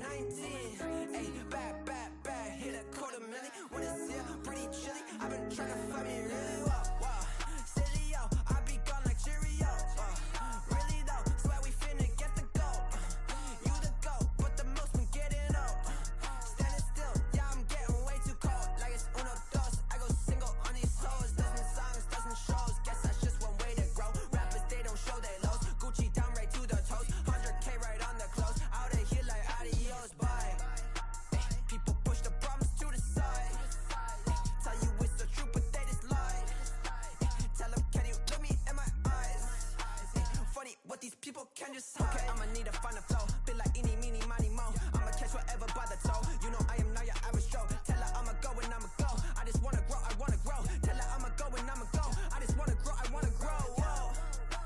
High up in the mountains in the snow. Yeah. Swear I'm feeling higher than a crow. No, but ask them what the colors say below. 0 to 100 when I slow. I'ma just get it to go, taking it out of the stove, out of the vault, killing this shit is my fault. I'ma be getting the car, getting back up on the fall. Felling me out when I'm chasing the ball, with all of my dogs, licking the dog. I'ma just punish you children, what? No, banish them all, fuck. I'ma go ahead and switch this month. Underdog getting this shit, I'm right. I'm insane, you saying I run. Gonna go pop and jump the gun. I'ma go Phoenix like the Suns. I'ma go down and run it up. It ain't over till it's done. Kick this bitch just like a punt. What you need it, yeah. Buy it, then receive it, yeah. Give it, then receive it, yeah. Energy is beaming, yeah. I believe it, yeah. Dream it, then I see it, yeah. Season every season, yeah. My presence is my being, yeah. Stop it, I'm on it, I see it. My options, I flip it and profit. I'm master, no novice. I'm just being honest, cause I always progress. Your prime is my worst shit, and my worst shit your best, bitch. Look, yeah, high up in the mountains in the snow. Yeah, swear I'm feeling higher than a crow. Yeah, ask them what the colors say below. Yeah, 0 to 100 when I slow. Look, high up in the mountains in the snow. Yeah, swear I'm feeling higher than a crow.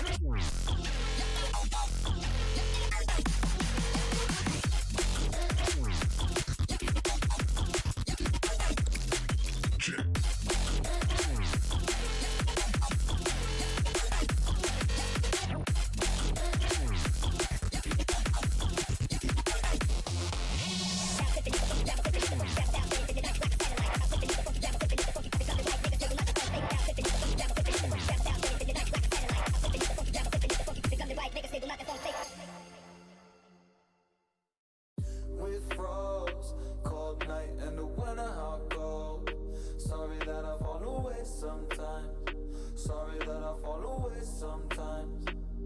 Yeah, the end. Got to end it all on the weekend. Sorry that I feel that way sometimes. Sorry that I feel that way sometimes. Oh, yeah.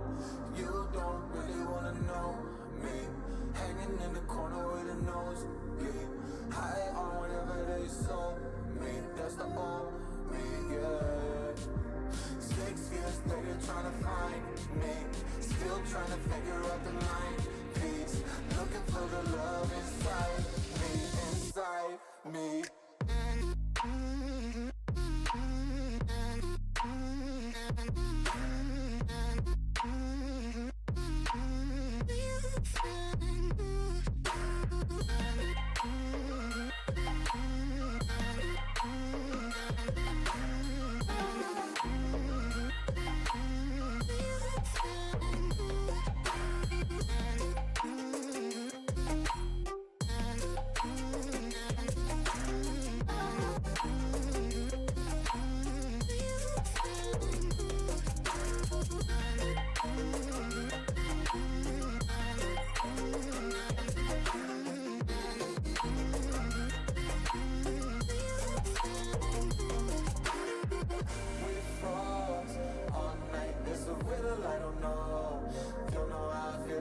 Sometimes, don't know how I feel that way sometimes. Yeah. The end. Think how we can say that on the weekend. Funny how I kinda like this life. Funny now I kinda like this life. I like this life.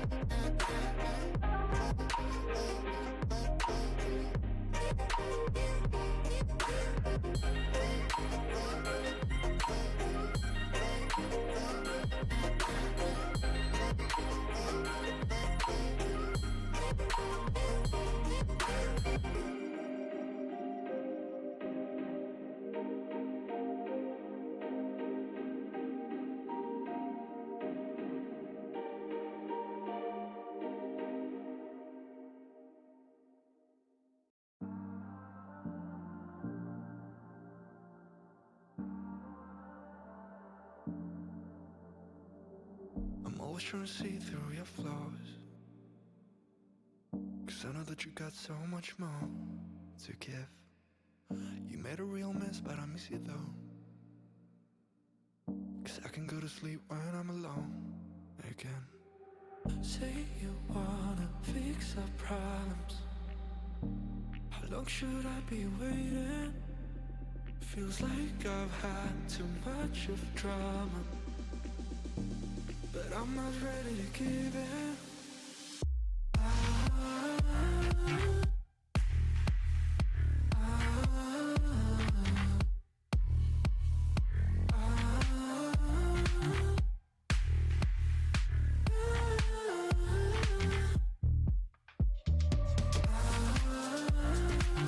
I don't wanna see us going on and off again. Baby, all I really want is only on from now. Every time I see a glimpse of your good side, I start wondering how I could make it last a little longer. Say you wanna fix our problems. How long should I be waiting? Feels like I've had too much of drama, but I'm not ready to give in.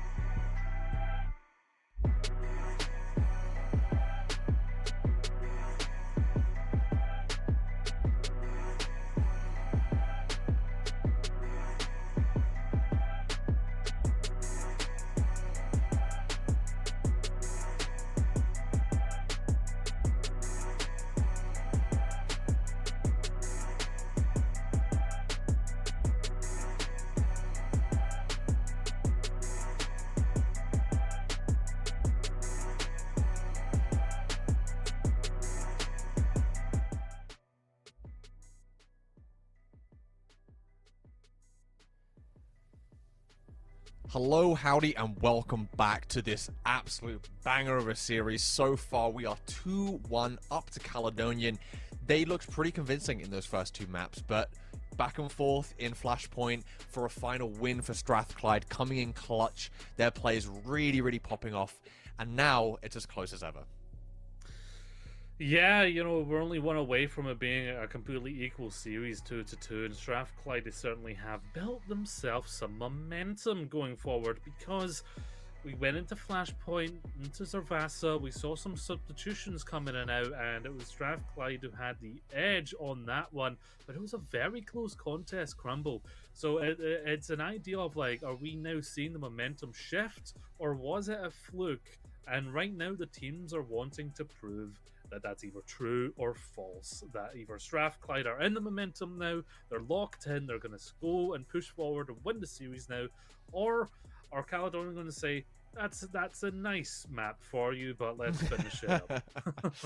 Yeah, going on to push next, Esperanza, which we know that is kind of the favorable map here for Caledonian, so not really surprised they pick that when they have the map pick in their favor. Could possibly see Josh still playing, because Esperanza and push in general is a game mode where we do often see the Junker Queen. Yes, I was just thinking that myself. In terms of substitutions, you're thinking, who did we see come in and out last time? We saw Josh and Jamie match it up. Josh is actually out and Jamie's back in, which maybe tells me that perhaps they're sticking with the idea of not playing Junker Queen now. That Jamie was the roster tank when it was going well, and the Junker Queen specialist of Josh wasn't quite working. So going back to Jamie, it's a good idea. However, I don't see any switches on the side of the other side. In terms of Caledonian, I think they're probably sticking with Dom and Duncan, which probably means they're going to stick to either the Junker Queen, or maybe they found some magic at the end, like, wait, actually, we got some stuff done with Doomfist in that final fight. What if we did Doomfist? Because we know Anna is probably what's going to be played here to support Jamie if it's a Winston. If it's a Ramatra, it will be the Moira, though, so that's not as big as an opportunity. In fact, that's quite an undivable backline. It's why you choose Moira. She can shift away, keep herself up, stay alive, and by that time you've used all your resources, you've used all your cooldowns, and the fight goes over. But that's all speculation. That's all speculation right now. It's once we get into the map and we see what these teams play, and that's when we'll find out. But right now, Caledonian, they need to prove that it was a fluke, and Strathclyde, they need to prove that it was not a fluke, that they've got the momentum now. Yeah, and I think you're absolutely right. They're now realizing. I feel that they've done a bit of experimentation. Cheeseburger, like we say, was playing a little bit of Mystery Heroes. Found a lot of value in Sombra in the end there. Even on the Junkrat was doing quite a lot in the mid fight, finding a lot of really good follow up picks. Got a tire. Yeah. So got a tire. So. Just one, but it was enough to show us that I think Strathclyde, like you said, are finding their Strath stride. So, moving on to Esperanza, they'll probably continue. I feel like if Dom Dom's playing, they'll probably still play the Queen, I imagine, but I don't imagine we'll see dive. We'll see more brawl come out for them because I don't think they want to risk it. Hearing my own dumb jokes come out of another mouth really like puts in perspective for me at what level I play at. But yes, as we head into Esperanza, lots of story here. Two one-trick teams that perhaps Strathclyde have found something out of. We're sticking to Cheeseburger here on the Sombra. We've seen it work before. We've seen it be clutched before. Will it be enough? And in fact, there is going to be the Anna in play. So that's going to be dangerous for Dorpwood. Pot Noodles swapping? What? No, that is Envy swapping. How dare you suggest Pot Noodle will switch off the Symmetra? How dare you? I thought it was Pot Noodle. What can you say? Me, though? No, I can't. Already a nice aggressive dive looking to claim that backward space. Being warded away. Dom is quite scary to dive into, and Cheeseburger nearly getting caught out there. being forced out by the monkey is going to find they're falling here. Without your Sombra, that means Doorbell can really sit pretty. Not as many flankers there. Does find quite a good nade. Now going in aggressive. Orion was naded there, and they found a fantastic follow-up. Sky Knight has been a really good factor in finding those trades, though. Dom finds Pot Noodle, but overall, just the value that Doorbell has been finding on the Ana, uncontested so far in this fight. Uncontested, yeah, because Cheeseburger was gone. Envy focused on taking and Ryan did go down in the end. Again? Oh, Cheeseburger. Oh, that's a foul. That's an absolute foul play there. Red card. Now, yeah, and now you're looking at, you know, this next fight. If it's won out by Caledonian, they could potentially get their forward spawn here. Very pivotal for them. Envy also struggling to get in, seeing a bit of a disparity between the DPS in terms of their dive efforts. Cheeseburger just reversing back to the Torbjorn. Now walking in, Dom looking for that aggress onto Jamie, who's able to jump away. All the front line, though, falling pretty damn low. Skynet has done a great job so far of doing lots of damage into that front line. Primal going in. Jamie finds two. The arms of a giant here. Fantastic with that Primal. Kong Jamie. Oh, yeah. Reigns supreme in the jungles of Esperanza. We are in it now. Roar with pride. Caledonia get the forward spawn. There's 8 minutes left. Grumble does not mean it's over. There's a lot of time for Strathclyde to play for. They swap now onto the Junker Queen composition. If they can find a way to get onto Doorbell, then they will really apply enough pressure to allow themselves fight wins here. Yeah, now look for the Pulse Bomb. Envy, they don't have a Kiriko on the side of Cali. It goes wide again. Not a lot of success, but from the front line, Cheeseburger does find Sky Knight. And like you say, this might be the key to their... this might be the answer for them. You know, they're able to actually walk on the Ana with this Junker Queen a little bit better.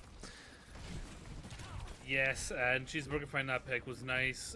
That's a stagger at the end, which won't get the forward spawn.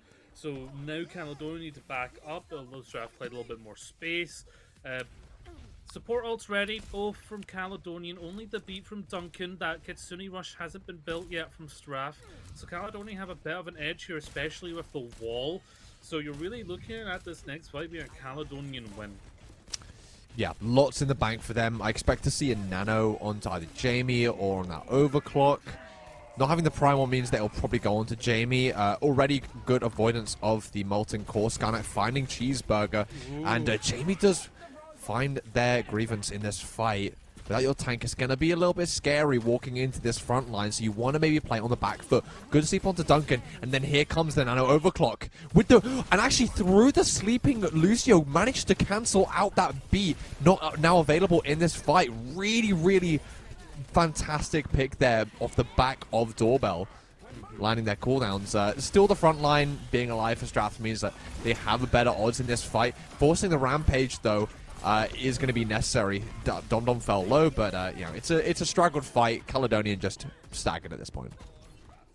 If you heard of Hollow Earth Fury, I present you Hollow Skull Fury.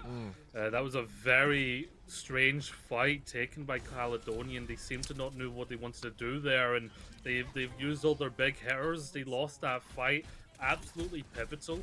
So pivotal, in fact, that the forward spawn's unlocked for Strathclyde, and they're about to get or equalize that lead. They've got both support ults to do it.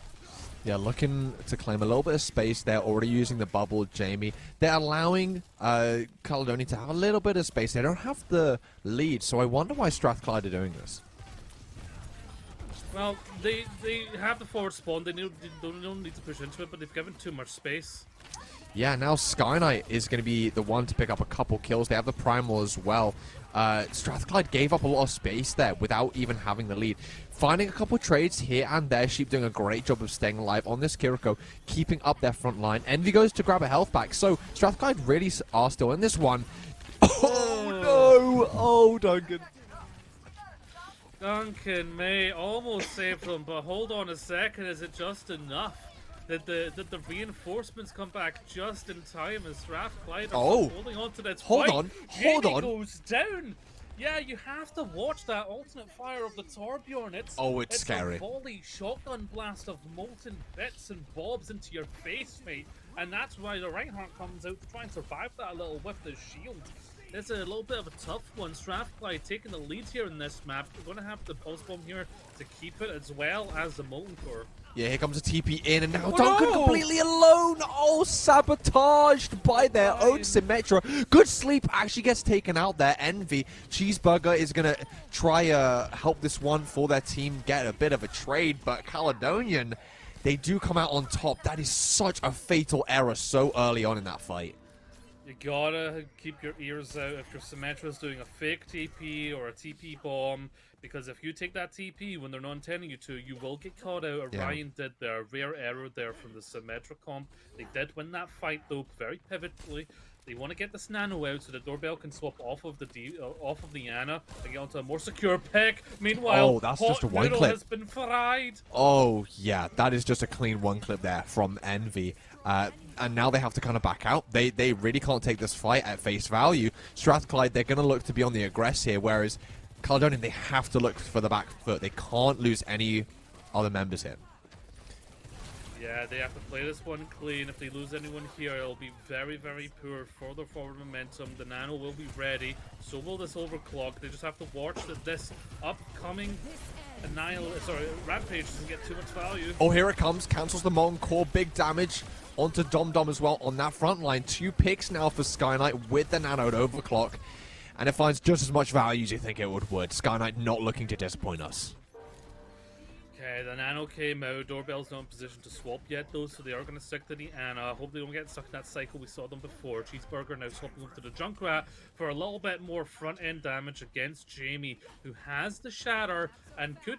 There's a chance here that they cancel Queen ult of Rampage, but that's a far cry from happening here. Strathclyde are trying to hold on to their lead. Good anti-nade landing onto Dom Dom pretty early in that one. Didn't have Susie for that. Rampage really is the be-all or end-all here. Shatter only really finds one member, and now here comes the Rampage. Good charge trying to negate that, and the beat from Orient has actually helped them stay alive in this one. So well played by the Lucio and Reinhardt on the side of Caledonian. Duncan thinks it's winnable, casts the beat, Dom Dom finding a pick, but getting caught out. Jamie with these charges is absolutely ridiculous. For Reinhardt to find value in this day and age, it's all about the charge economy, and right now they've taken charge of it. Very good for their branding as well, isn't it? Yeah. Ryan going a little bit low there, but is able to back up. They're probably going to get the lead here, and they'll be fighting into a Kitsune Rush. They will be able to build the Nano though in the next fight. Will it keep the tank alive? That's bad. The shape goes down. With the Kitsune Rush as well, and Jamie is just on a tearing streak. You know, using that hammer just as it's intended, tearing through that front line of Strathclyde. Yeah, you saw Kong use that axe in Godzilla versus Kong, but now King Kong Jamie's picked up the axe on the Reinhardt, and so far switching through the opponents like they're absolute Swiss cheese. Nano ready as well, and Envy goes down. Oh, and that was all the pressure they needed to put onto Doorbell. Now free to land these antis, cast the Nano as they wish. Cheeseburger's found 2 though. It's going to be the Nano onto Jamie here, and it's back and forth, but Jamie being alive without that honor is pretty scary with the faster respawns and Cheap now being back. Both supports online for Strath. Can they come back into this one strongly? Jamie just barely surviving, and I think it's just more of a stall now than anything. Oh, Dom raises you one. Orion's going to go down. Very keen pick since they were coming up to beat there. We're below a minute. Very second, folks. Everything that matters here, everything that happens here matters. Oh, Envy! Oh, I'm envious of this Tracer gameplay. A really fantastic way to re-enter the fight. Jamie still found 2. I'm sorry. Can Jamie do any more on this, Ryan? Jamie is putting the team on their back sometimes, I swear. But now we're in overtime, and Strathclyde have 2 fights to win. They have to win 2 fights here, Crumble, if they want to win this map and equalize the series. Otherwise, it goes to series point in the grand finals. This is going to be real tough. They've got the Blizzard to do so from Cheeseburger, but that's about it for this next fight. Sky Knight's going to have the overclock as well. Yeah, not too much. Only a couple ults online coming from either side. It's really going to be a lot about this neutral fight coming into this one. Sky Knight has that defensive high ground. Jamie already getting an early charge. We can see who's the more confident Riot player. But there's the Blizzard, and Jamie is caught completely unaware away from their team. Overclock can do all it must, but Strathclyde, the switch onto the Ryan from Dom Dom has proven them just as good at this as Caledonian. Yeah, and there likely will be another fight here as we push the barrier. Only one though, and there is going to be the beat from both sides. It's going to be the shatter from Jamie, potentially from Dom Dom.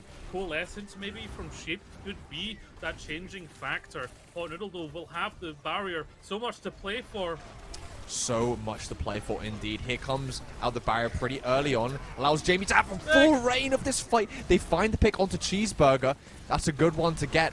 Both beats cast. Duncan's was slightly earlier. There's the shatter. It does find the doorbell, and the follow-up with the pulse bomb is fantastic. Now with that coalescence, like you said, Gio, it is that winning factor to edge them just over the finish line. Sky Knight is back on the Tracer, has actually found 2 picks here, but no recall to be had, and it's just 2 members of Strathclyde edging this bot just over the edge.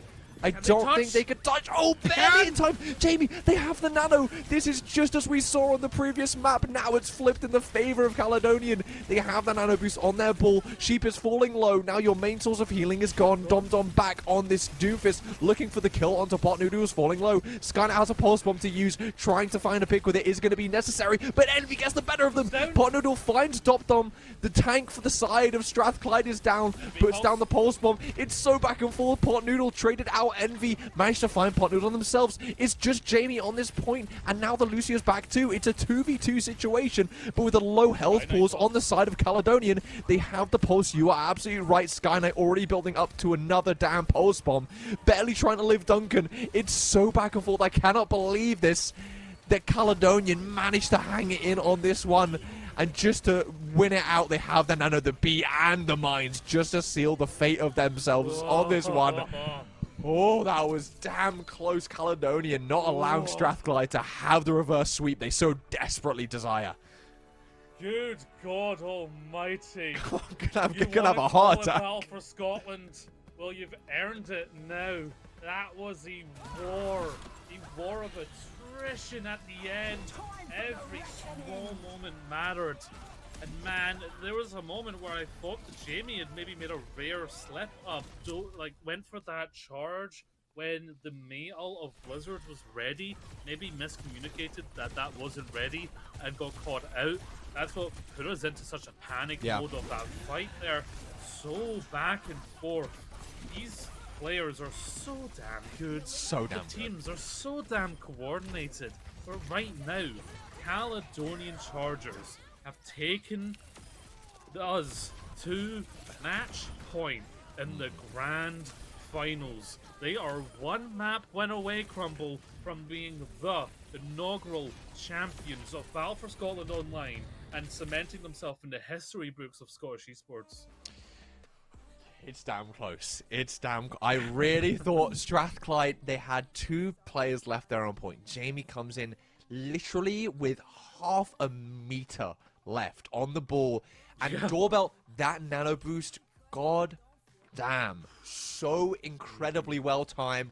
They get the nano boost off. But even then they seem to have the advantage with the respawns. They had even a couple ults online. All that Strathclyde really had coming into that overtime fight was Envy's pulse bomb. And they still managed to hold their own and keep coming back, keep fighting. Like you say, it was a war there. And now it's match point, and Caledonian, they've proven to us, map after map, that they are very confident. Jamie forcing this Reinhardt, not even making it look like it's forced, just making it look like it's the best option.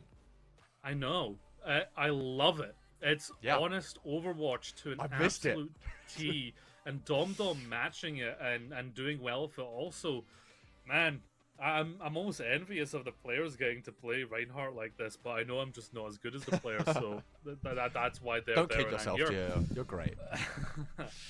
But this has been much closer than any of the matches in Battle for Glasgow last year. Strathers have upped their game so much, but I want to remind you despite the scoreline, they're not the underdogs in Battle for Scotland. No. They've not lost. This is the most maps that they have lost now. They've lost more maps in this series than they did the rest of the entire tournament. Yeah. So think about that for a moment. This is about Chargers making it back for the lower bracket, fighting against the threat of elimination against Abertay, securing that revenge, that redemption, and now they want to cement themselves in the history books. They want to make sure that their name is down in the very first Battle for Scotland Champions moniker. And Strafford's now, it's not a whole reverse sweep crumble that they need to do because it's 3-1, but it's pretty damn It'll be much hard. a reverse sweep. They need 3 maps in a row. They cannot drop another map.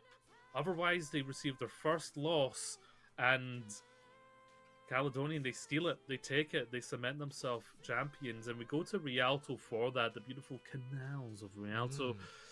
And Strafford's, they need it. They need this one. It's no longer wants, it's no longer ifs or buts. It's they win this one, or it is over. Yeah, and let's talk a little bit more about Rialto. Moving on to this map, you know, if they're trying to counteract the Reinhardt, especially for first and second point on Rialto, that can do the job. Ryan definitely does suffer quite a lot. There's long sight lines. They can play a lot more of the spam. They can really force the Sojourn and break that damn Ryan shield and not allow Jamie any space. But then third point, things will flip around. Third point, obviously infamous on this map for being great for Ryan, which is a complete contrast to the rest of the map. And yeah, like expected, as I was about to say, Jamie will likely play the Winston on attack because they want to look to just keep that aggressiveness. Caledonian definitely seem like they're all about that W key. Strathclyde more about that adaptation so far. And I actually quite like the Orisa pick from DomDom. Yes, you know, we talked about Orisa earlier. I'm shocked we got so far into an Overwatch game right now without seeing Orisa until this very point, but it's very counter to Jamie being able to do a lot. We're having a nice little ride in there in the boat. We're being treated by the observers. It's romantic. What can I say? Crumble Geocast is going to be at least a little bit of flirting, right? Especially in the city of romance. But is it the city of dreams for Caledonian, as they are very close to giving themselves that championship and proving themselves undeniable. Yeah, already we're seeing this brute force stronghold on the high ground. Cheeseburger finding our opening pick, and those spears so deadly. Dropping down now, looking for a bit more damage onto that front line. Jamie really has to play carefully. Yeah, I mean, not only the off-fire of the Torb, but also DomDom controlling the field. Jamie's going to have to pretty much exclusively use that jump to get out instead of going in, which is going to be tough for their aggressive playstyle. Yeah, looking for the high ground. And Doorbell, you know, when you're playing this aggressively, Doorbell is an aggressive Arno, wants to come in the fight with the team, but against such a brawly comp is really going to suffer. Cheeseburger, a little bit of the disrespect. Hammer on top of that cake. Even when threatened with a loss in the grand finals, Cheeseburger will get the hammer out and stomp you, like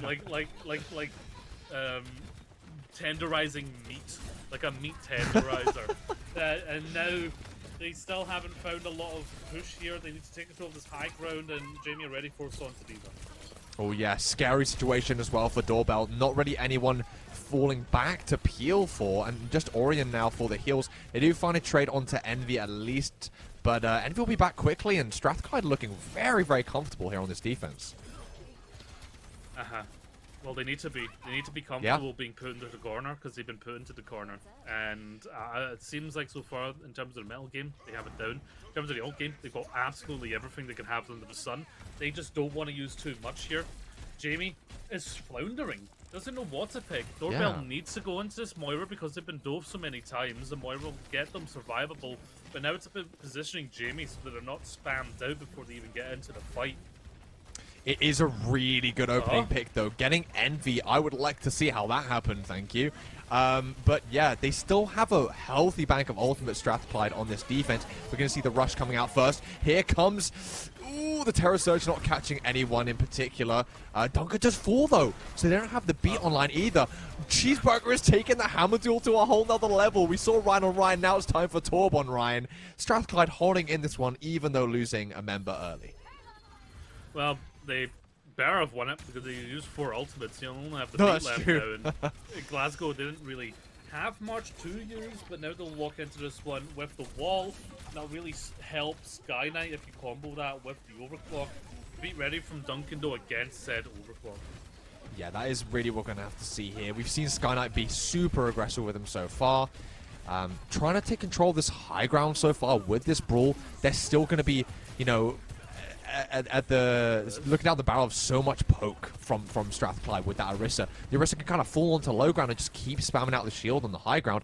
Now looking a bit frazzled, they don't know where to look as Strathclyde are pretty split and spamming in from all angles. But here comes the beat, and 2 split is a bad thing now as they get to just pick each member off one by one.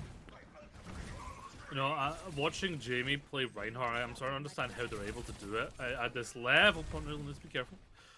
Taking that duel a little bit with the TP, but it's because they're very loose with it. They're not pressuring one angle and only one angle. They're all over the place. They're utilizing that charge for movement. It's really good. They've got a Shatter and Coalescence to secure this one. Strathclyde, they're only really going to have this pulse. Yeah, here comes the Shatter. It doesn't actually find any members of Strathclyde, but definitely sends a message, we'll say that much. Envy tries to throw out that pulse bomb to find something. 2 ults to use from Cali there to secure that one. More than enough, and I think they're happy with this first point. Yeah, that Coalescence had to come out. Overtime was reached. 2.5 minutes now rolling into second. And Cali, they need to keep control of this high ground. If they lose it, then they're in a really tough spot. However, Dom has mashed Reinhardt. There's a lot more sustain heals coming out from Doorbell, but there's a lot more utility in that Suzu from Sheep, as well as that Kitsune Rush for this next fight. Yeah, Sheep having the rush, maybe they want to, you know, drop onto that low ground, really take advantage, get as many swings in as possible. And here we go.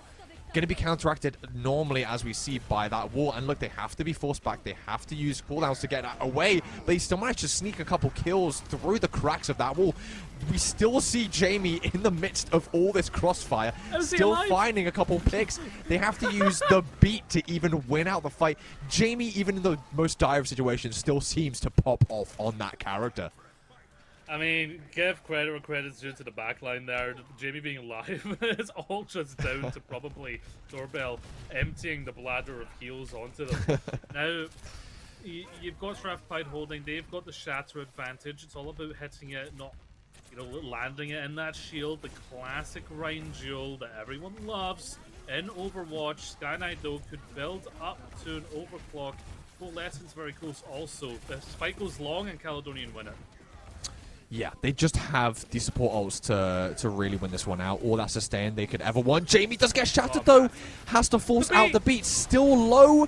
Jamie finds a trade. They have to use the Coalescence. The supports on the side of Caledonian are giving everything in their heart and soul to Jamie. They want him to succeed on this Reinhardt, and he's doing just that. Very, very scary interaction there for Doorbell. Still lives, and yeah, I mean, we gotta give credit to the supports on the side of Caledonian. Just absolutely insane amount of heals. Jamie doing the waltz, Lady Death, but Orion and Doorbell keeping them on our plane of existence. Beautiful support there. Panic stations to try and touch Dom-Dom's there. You will have Coalescence if it goes long, but Dom-Dom goes down. They do find a trade, and Sky Knight never disappoints with these overclocks. Geo's found 3, and even with the trades that Strathclyde have come in with, it's just not enough. They have the Coalescence, though, and they're actually committing this, and now it is just Sky Knight here. Strathclyde said, we are not losing this to a single Sojourn, and the time ticks down, and they can't cap second. Hello? Doorbell died to the Molten Core, and I didn't quite see how. I don't want to call walking into it quite yet, but I think it was a well-placed Molten Core. Okay, you got to give credit to Cheeseburger, you know, the Torbjorn specialist, so it was possibly just a really well-placed. I'll give some credit. We've got some replays here. That's at least one hammer kill with replays. You gotta love it. I mean, ultimately, though, the support line of Caledonians did Like, pretty much right- everything right they could here. to keep Jamie alive. Yeah, they had No all but hesitation. plugged him into a life support system on that point. But Oh. now they only have one. They only got 1 point. Strathclyde Uni have a very clear goal now. Just get it to the end of second point. Yeah. You don't need to finish this map. You don't need to think about the third point swaps. You don't need to do anything really. Now you have a win condition, a very clear win condition to get yourself another point in the series and start to bring yourself back and do the near reverse sweep that's now required of your team. However, Caledonian, they now see that, and if you think about mentality, you know, Sun Tzu once said, no, I'm kidding, I'm not going to quote Sun Tzu, but if you back someone into a corner, I mean, Strathclyde are in the corner of the finals, Caledonian in the final of this map, if you back someone into a corner, that's when you find out what they're made of. Dom is still on the hog going for I think was just looking for an early that's hook. an old Yeah. style TP hook. Yeah, I haven't yeah. seen that in a while. Oh, Respect to it. I love that. I think on someone though. You can imagine you get an early pick, you destabilize the defense, and then you go forward. The nade! Okay, well, I think the nade definitely did a lot more damage than Sky Knight in that interaction. Ryan does actually fall, which is a pretty bad mistake there from the Lucio, getting caught out by a Fire Strike. And now Dom kind of has free reign with their Lucio of their own. Doorbell is on the Ana, so a lot more burst healing than this Moira, but can get caught out by Envy on this Tracer, who's going to have to be applying that pressure. Jamie falling so low, and this is going to be Envy finding that Reinhardt on the side of Cali. Now free to walk in, find that value, and Strathclyde, they're really fighting with fire here, aren't they? Yeah, she's mad at Hinder. I think we're all mad at Hinder. Yeah. But ultimately, the story is Envy is on Tracer and can create angles against Jamie that the DPS of Cali can't do to Dom. So Dom has a better chance in the Reinhardt duel because of the pressure being applied by Envy in the back. Well, there they go. Goodbye, Envy. You have to cast a curse from the Geo. You just had to, didn't you? Great Molten Core applied. Jamie can live through that and contest with the Nano Boost. And Cheeseburger actually does find Pot Noodle. They're going to have to be forced to use the Coal Sheep. Now they can walk in with it. They're looking for that aggro. They desperately want to claim this one. They're clawing back at Caledonian. They see the opportunity to win this map, and they're fighting for it. Yeah, again, Jamie continuously struggles against the pressure applied from these angles. Envy going down early meant that was going long. I think Dom just charged Port Noodle trying to get a spawn. So that will give them a little positional advantage at the start of this second point. They've got 4 smart. minutes 30. Okay, so we're building ults here, folks. It might look silly, but this is a shower of ultimate gaining. You're also not giving Port Noodle anything because they already have their ults. So that was actually quite smart there. Now, though, you are going to be up against the beat from Duncan. You need to build this beat from yourself. 2 beats ready, but Pot Noodle's wall has split up the point perfectly time after time. Yeah, it's about these beats and these shatters, and Pot Noodle having that wall, like you say, it can bring them over the edge. Fantastic shatter there from Dom, showing us a bit of Reinhardt dominance that Jamie was definitely not expecting. Jamie actually didn't get the beat, I don't think, or I think the overhealth faded out pretty quickly. Very good healing there as well from Cali. No follow-up really to be had. And the side of Strathclyde, a little split there as though they have to go on the back foot. Yeah, 2 duds of ultimates. To be fair, you got ultimates out of Cali, so calling them duds is maybe a little bit unfair to the strategicness behind it. You see Cheeseburger just looking for an early pick, trying to open it up, get something done out of it. Duncan still has the beat though, so you imagine it's Strathclyde. They know that the beat's not ready from Cali, and you're going to push in with it, go aggressive. You can't let Doorbell just sit there and build coalescence. Exactly. And Jamie has this shatter, which is, I'm sure if Dom is feeling a little bit of nerves knowing that Jamie has that hammer and is ready to throw it down. But, oh, I'm eating my words. What a great charge. Oh, Jamie gets absolutely outplayed there. And I'm really eating my words here. Dom has done so excellently here on this Reinhardt. Doorbell trying to stall out as best they can. They're coming back into this one with Cole and Shattergeo, but it's going to be difficult.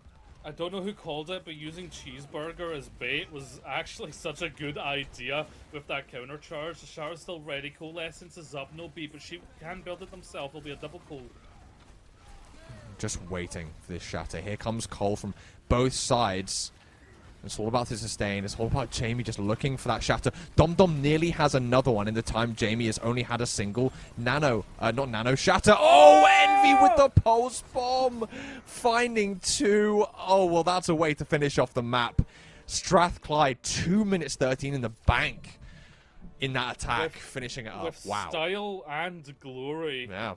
That was a nice pinpoint at the end. Envy with a beautiful pulse. Saying in chat, I hit a pulse! Oh, my God!" that looks so silly. That looks so silly. Yeah, we're still in April Fool's mode in Overwatch. That's why you see googly eyes. Overwatch doesn't usually have googly eyes if you're not used to Overwatch, right? But Yeah. ultimately, this Oh, is so that for hurt. Strathclyde. Oh, that was silly. Yeah. That was very silly. Ultimately, this is so good for Strathclyde. It gets them back into the momentum with a dominant win. They still had I would like say 2 so, minutes yeah. 30 by the time that they finished. And that just goes to show that they had much more in the tank than their opponents did in that moment. So Strathclyde are slowly bringing themselves back in. Oh, here it is. Beautiful pulse bomb by Envy. So great. Won them that map because Yeah. you saw it was about just breaking the shield down of Dom to try and get a free shatter. The pulse bomb takes 2 out, including the Reinhardt. No more shatter. So No more shatter. perfectly done. Strathclyde back into this one a little bit, but it's still map point for Caledonian.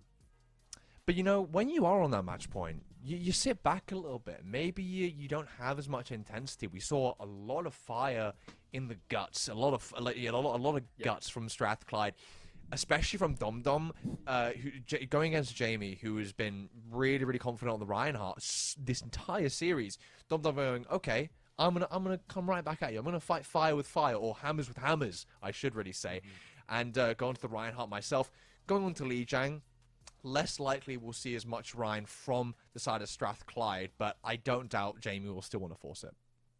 This is where the mettle of Strathclyde will really be tested, because we know that on paper and in the history of these teams and all teams, Chargers are really good at control. We saw on Elios, they're patient. They know exactly what they do. They have specific game plans. And if you put a pulse pistol to my head and said, Gio, name a control map that Symmetra is really good at, I'd say Li Jiang first. The first thing I'd say is Li Jiang. Yep. This is a really good pick by Chargers, but everyone knows Symmetra's really good on this map. Mm-hmm. So could there be a game plan for Li Jiang? And it's one of the most scrimmed and played control maps, so there might be something in the back pocket of Strathclyde to do something here, because I feel like we're about to see a dominant end to this grand finals, and Chargers grab that trophy with the almighty grip. Yeah, and you say it's about testing, the ironclad resilience of Strathclyde. I think it's even more so for Caledonian. You're at match point. I know if I was there in their boots, you're at match point, and then you lose another map, and you're thinking, oh boy, these Stratha boys, they're not here to play around. They're here to win. So moving on to this next map, it's really going to be about just the resilience of both these teams, and just who can really hang in there. I won't be surprised if we see more of the Rhine Mirror. Dom has stepped up incredibly well. Really, honestly, I don't know about YouTube, but making themselves a bit of an MVP candidate, especially with that performance on Rialto. So, yeah, that's certainly worth a conversation. A lot of these players have really been premier players for their teams, and you're right there for sure. I'm so happy that we're watching Reinhardt play. Oh, so happy. When I was talking to the teams, and I realized, oh yeah, Caledonian, they're the Symmetra team, and then I found out about Strathclyde and they were a Torb team. I was kind of like, okay, how did they get to the finals? But I've been proven wrong that both these teams are just so good at playing into what they're good at. I think overall, Chargers have been the better team at doing that, recognizing their own strengths, and maybe Strathclyde have been a little bit better at countering at times. They're more pop-offy as well. I think we've seen general better synergy from Caledonian. Like you say, they know how to play with Pot Noodle and really utilize the They're TPs. the older team as well. That's true. Yeah, it comes with age as wisdom. So it comes. You would with know. age You're and old, wisdom. aren't you? Yeah. I mean, me and Jamie both. Aye. But to be fair, I did a media degree. Jamie did cybersecurity, so Jamie's a little bit different from me, a little bit smarter. This TP is going to allow Caledonian to set up first onto the point against Strathclyde, who are not running the Symmetra, but they are running the May, to try and bring that same energy that Sky Knight has. Envy, though, has a lot more poke potential here with the Sojourn. Yeah, Jamie on this Ramatra as well. Not really what we were expecting. I think we were both expecting Jamie to just still be running down main with the Reinhardt. Already getting caught very, very low. Skylight, you've got to be careful of Envy on that Sojourn. And here comes the duel. Dom already finding Skylight. Is very, very low. Is looking for that charge, but Jamie finds the differential. Now down your tank, Strathclyde are really going to have to look to find those crucial pop-off picks. They actually do find the point cap. Jamie looking to just reconvene. They're waiting to just be able to get top up that health. Now housing the Nemesis form, but being walled off and completely isolated from their supports. Envy finding the Lucio as well. Strathclyde playing this one expertly, even without their tank. Ramatra offers you a lot more range, and once that Nemesis forms out, does out-punch Rein, but that extra poke ability from Envy, just look at the ult bank from both teams, but most importantly, Envy almost has overclock. We'll have it in this next fight. It's going to be a fight of two coalescences here. Of course, you got to be careful where the TP comes in. Duncan, ready for a boop if it does come. Yeah, boops them very well with the Maywall, trying to find a bit of synergy with the charge into that wall there. They use the beat in retaliation to the Coalescence as well as that Shatter. Ooh. They're fine using as many ults as they need to win this fight. They just want to be aggressive with it. Yeah, I think there was a little bit of panic mode because Dom didn't get the beat from Duncan, went in when Duncan went back for some cover for the beat, which meant that they felt like they needed to invest a little bit more ultimate to keep Dom up and keep the fight going. Yeah. Now this is going to be a sim wall fight with a Blizzard on both sides. I think ultimately Caledonian should win this one out. Oh my god, right out the gate. Dom is doing so fantastically on this Reinhardt. Here comes the opposing Blizzard, going to be catching Dom out. And yeah, Kali say we need to now dump our ults into this this point. And I think they used 4 ults there, Kali, but they desperately need it. They did, however... 80% for Strathclyde. This next fight will take us, if Strathclyde take possession again, it's going to go into overtime. At worst, it's over. So Caledonians, be very careful on how they build these ultimates. They really need Doorbell to get a quick coalescence here for safety. Meanwhile, Sheep is going to be doing the same thing for their own team. Yeah, obviously keeping an eye on Dom as well, getting close to that Shatter and Cheeseburger. Just so good at finding these early picks. And there goes Dom charging in, finding Doorbell on that Moira. Envy falling pretty low, but it just seems like Kali, they just don't have that fire. Strath are just walking in so aggressively, so much power. In that hammer. There's a swagger in the walk of Dom. TP's already been used, can't TP, so now they know no touch. The only chance. There isn't a touch, there is someone there in the back. I think it's the Moira of Doorbell. Now uses the fade, ain't gonna live for much longer. Such an aggressive Blizzard from Cheeseburger, not allowing Jamie on that Ramatra to walk any further in. And yes, Rathers are looking so damn good and forcing that Reinhardt there. They're beating Kali with their own medicine. They're not even just their own medicine, because they're not even running that Symmetra for the extra TP movement.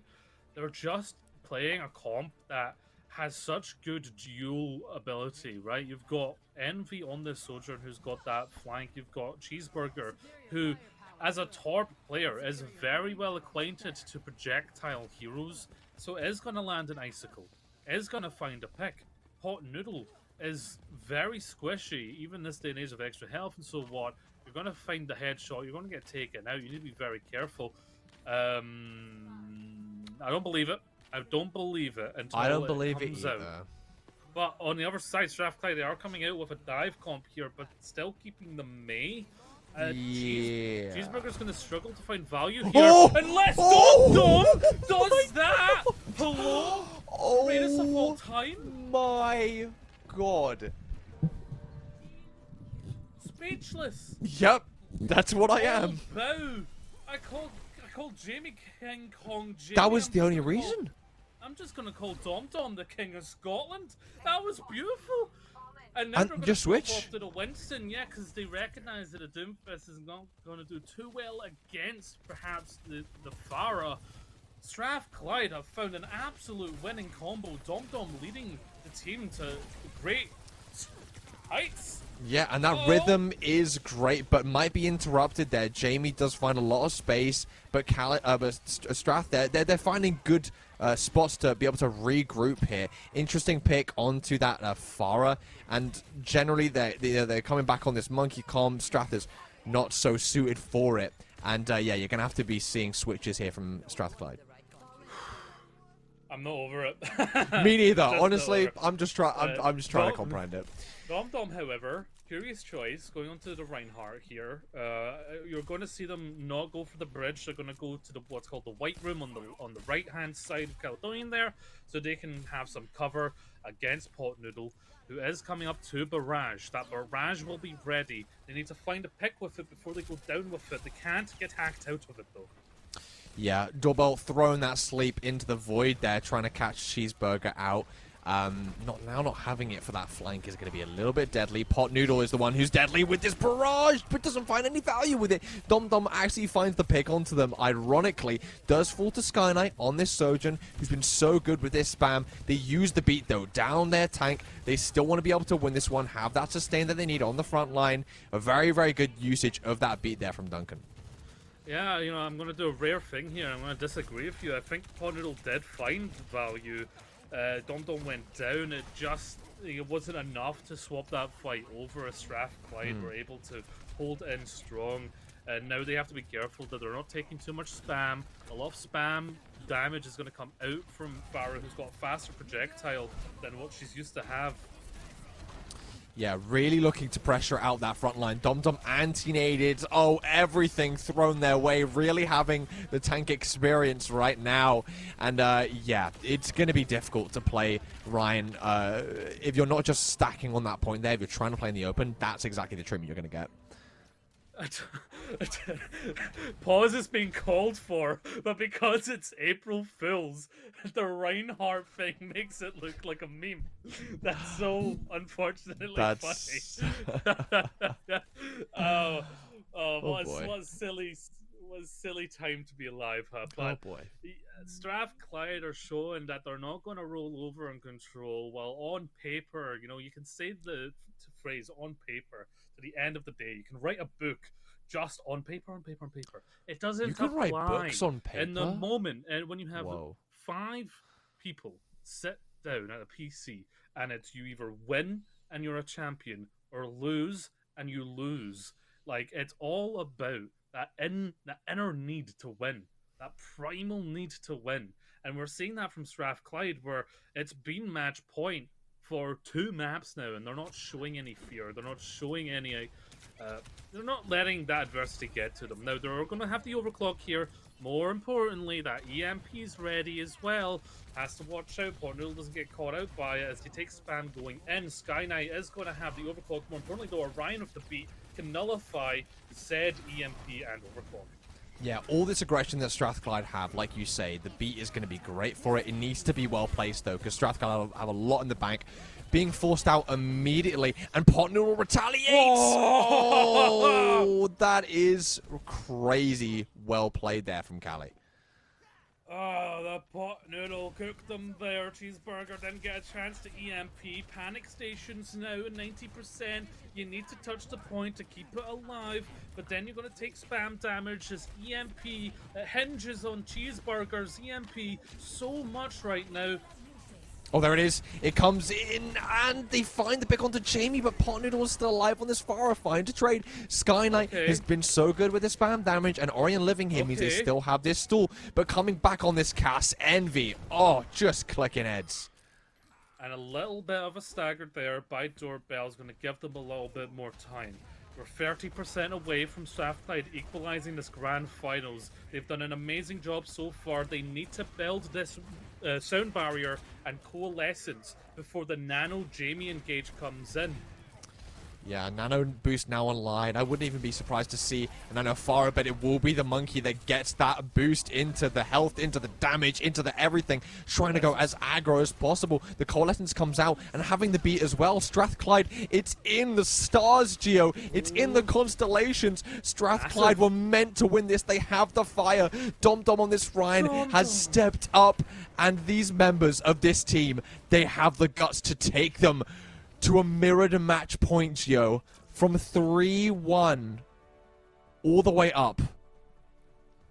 Some goddamn generational plays here from some of these players. Man, ever since Dom Dom stepped up for the tank, it's been different. And here's the play of the game.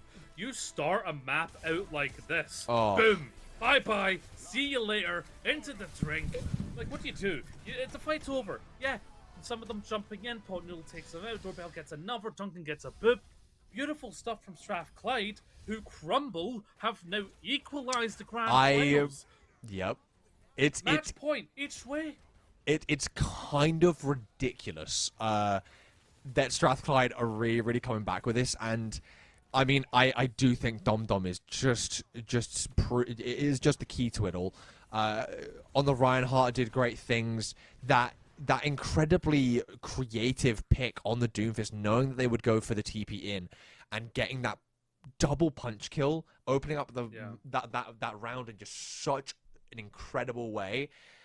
Yeah, if I was Cali right now, I would be shaking in my boots, especially Envy coming in on that cast. Just everything they were throwing at Strathers, just in competition, there's nothing that feels more terrifying in the moment than the sense of it slipping away, than the sense of you, like, no matter how hard you grip onto it, it's leaving. And I think one of the things that I want to talk about is the studious nature of some of the members of Strathclyde, who, the longer this has went on, it seems like they've started to solve the equation of Caledonian. And we have to mention the multi-tool of Strathclyde, which is Spectron, who's coach of the team, player on the team, plays two roles, casts the game, was just at Insomnia there with Toasty, covering some of the games there. The guy is a student of the game, and right now, I think that's really helping. You have to imagine every pause that comes in between every map, it matters, and that's what we're going to go to now, Rumble. We're going to go to a break.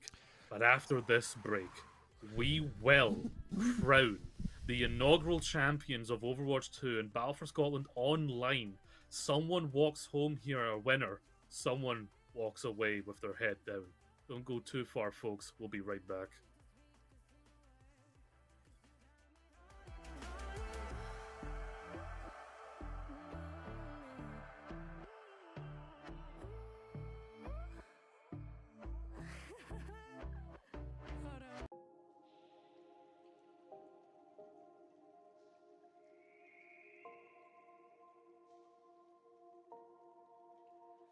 Sometimes I'm selfish, get jealous. I feel a little helpless. My whole world has shifted again. You made a promise, I kept it. Now I'm second guessing. My whole world has shifted again. Now I drop back to an empty room, and it's setting in. Now that your things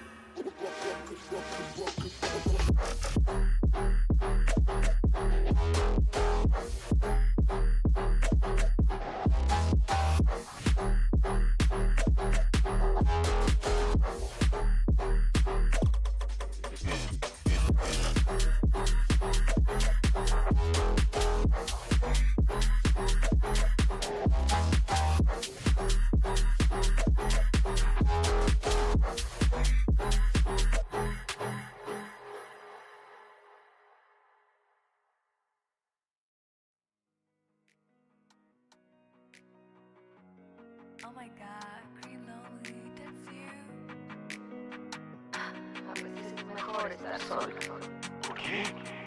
I love you girl, pero no puedo amar porque you broke my heart y eso no va a cambiar. And I tell by your eyes that you've been drinking too much. Baby, nunca va a ser igual, nunca va a ser igual. I love you girl, pero no puedo amar porque you broke my heart y eso no va a cambiar. And I tell by your eyes that you've been drinking too much. Baby, nunca va a ser igual, nunca va a ser. Bebé, nunca va a ser igual porque todo ha cambiado.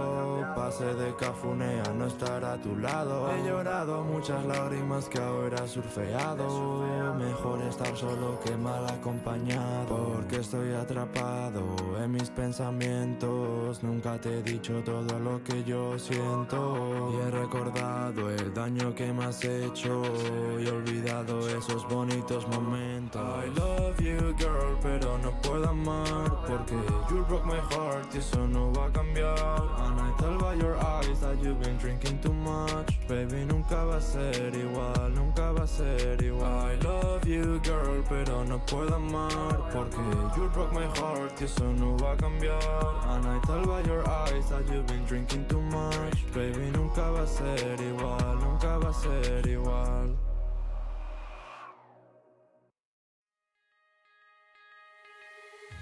On my mind, succeeded with hope and you were sure I couldn't agree that we were meant to be, but our love is what they talk about in movies. Our love is what they talk about. Yeah, we were wild and free.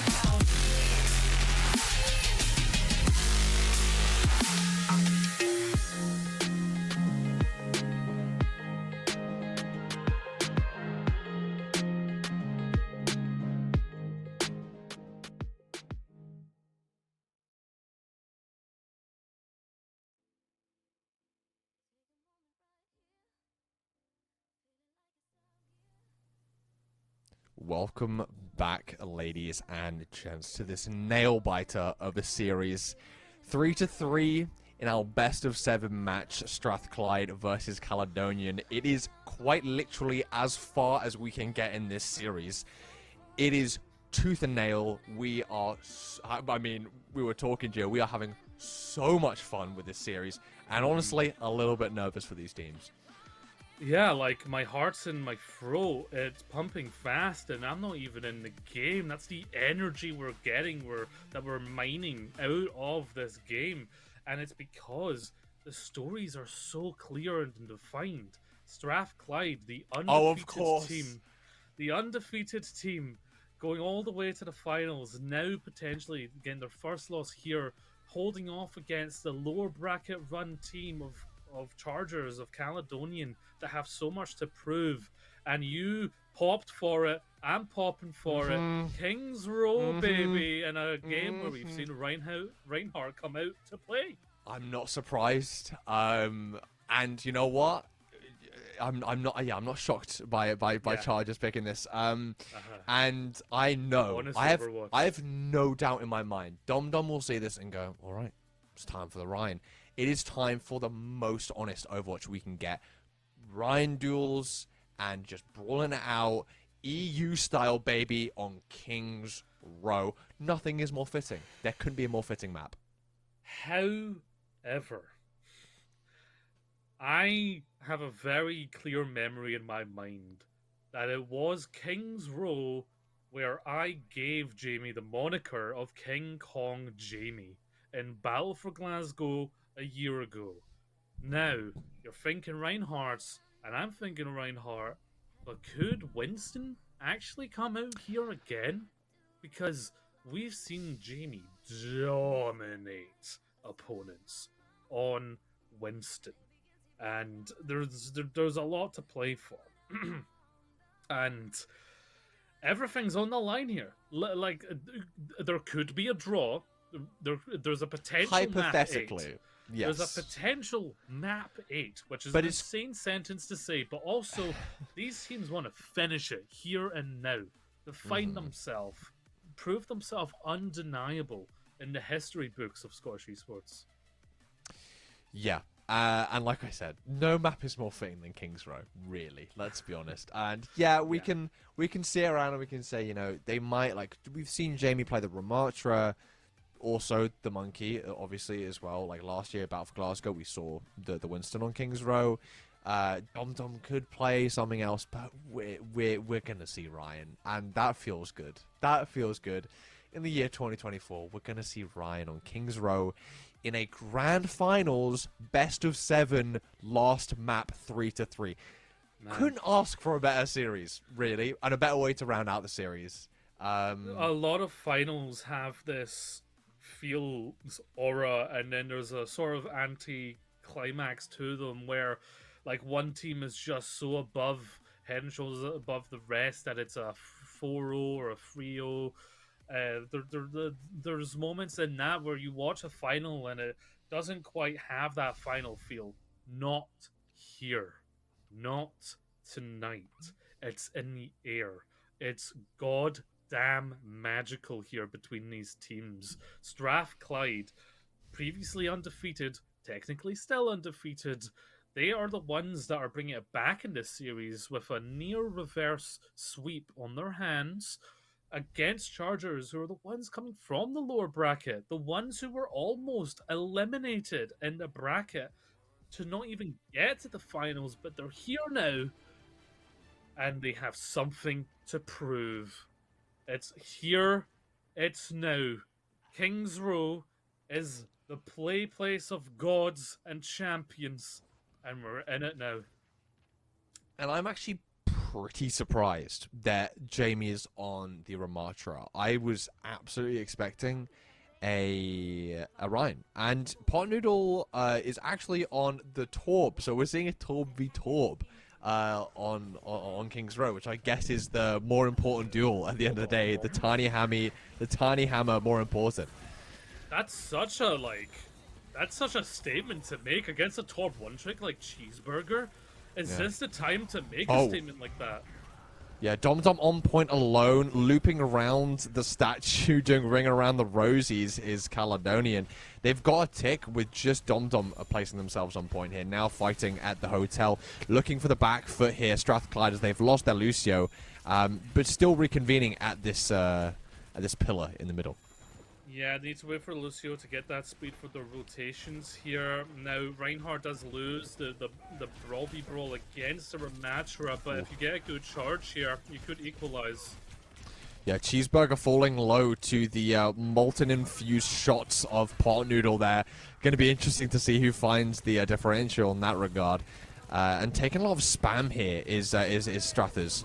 With this May, with the Torpus, a lot to go into. Already a quick Cole charged up by Doorbell, and it'll be that Dom falling. Here is our first crucial pick in this map, Geo, as the tank is down. Cheeseburger does find a trade, and actually, hold on a second, Envy on the side. It might be winnable, and Cheeseburger's actually found 2 in this fight and is cementing themselves as the... Oh my god, make it 3! Using the hammer to try chase down Orion as well. Oh, that is just mean. Oh, well, you need to do something if you're Cheeseburger, right? Someone stepped into your territory, went onto your one-trick pony character, and you need to make a statement there, and it was made. First point collected, 4 minutes 40 going into the streets phase of King's Row, and there's something about Jamie playing Ramatra here that feels dishonest. You know, we've seen the Reinhardt before. Has Dom really proven himself that much of an issue on the character that they forced him off of it?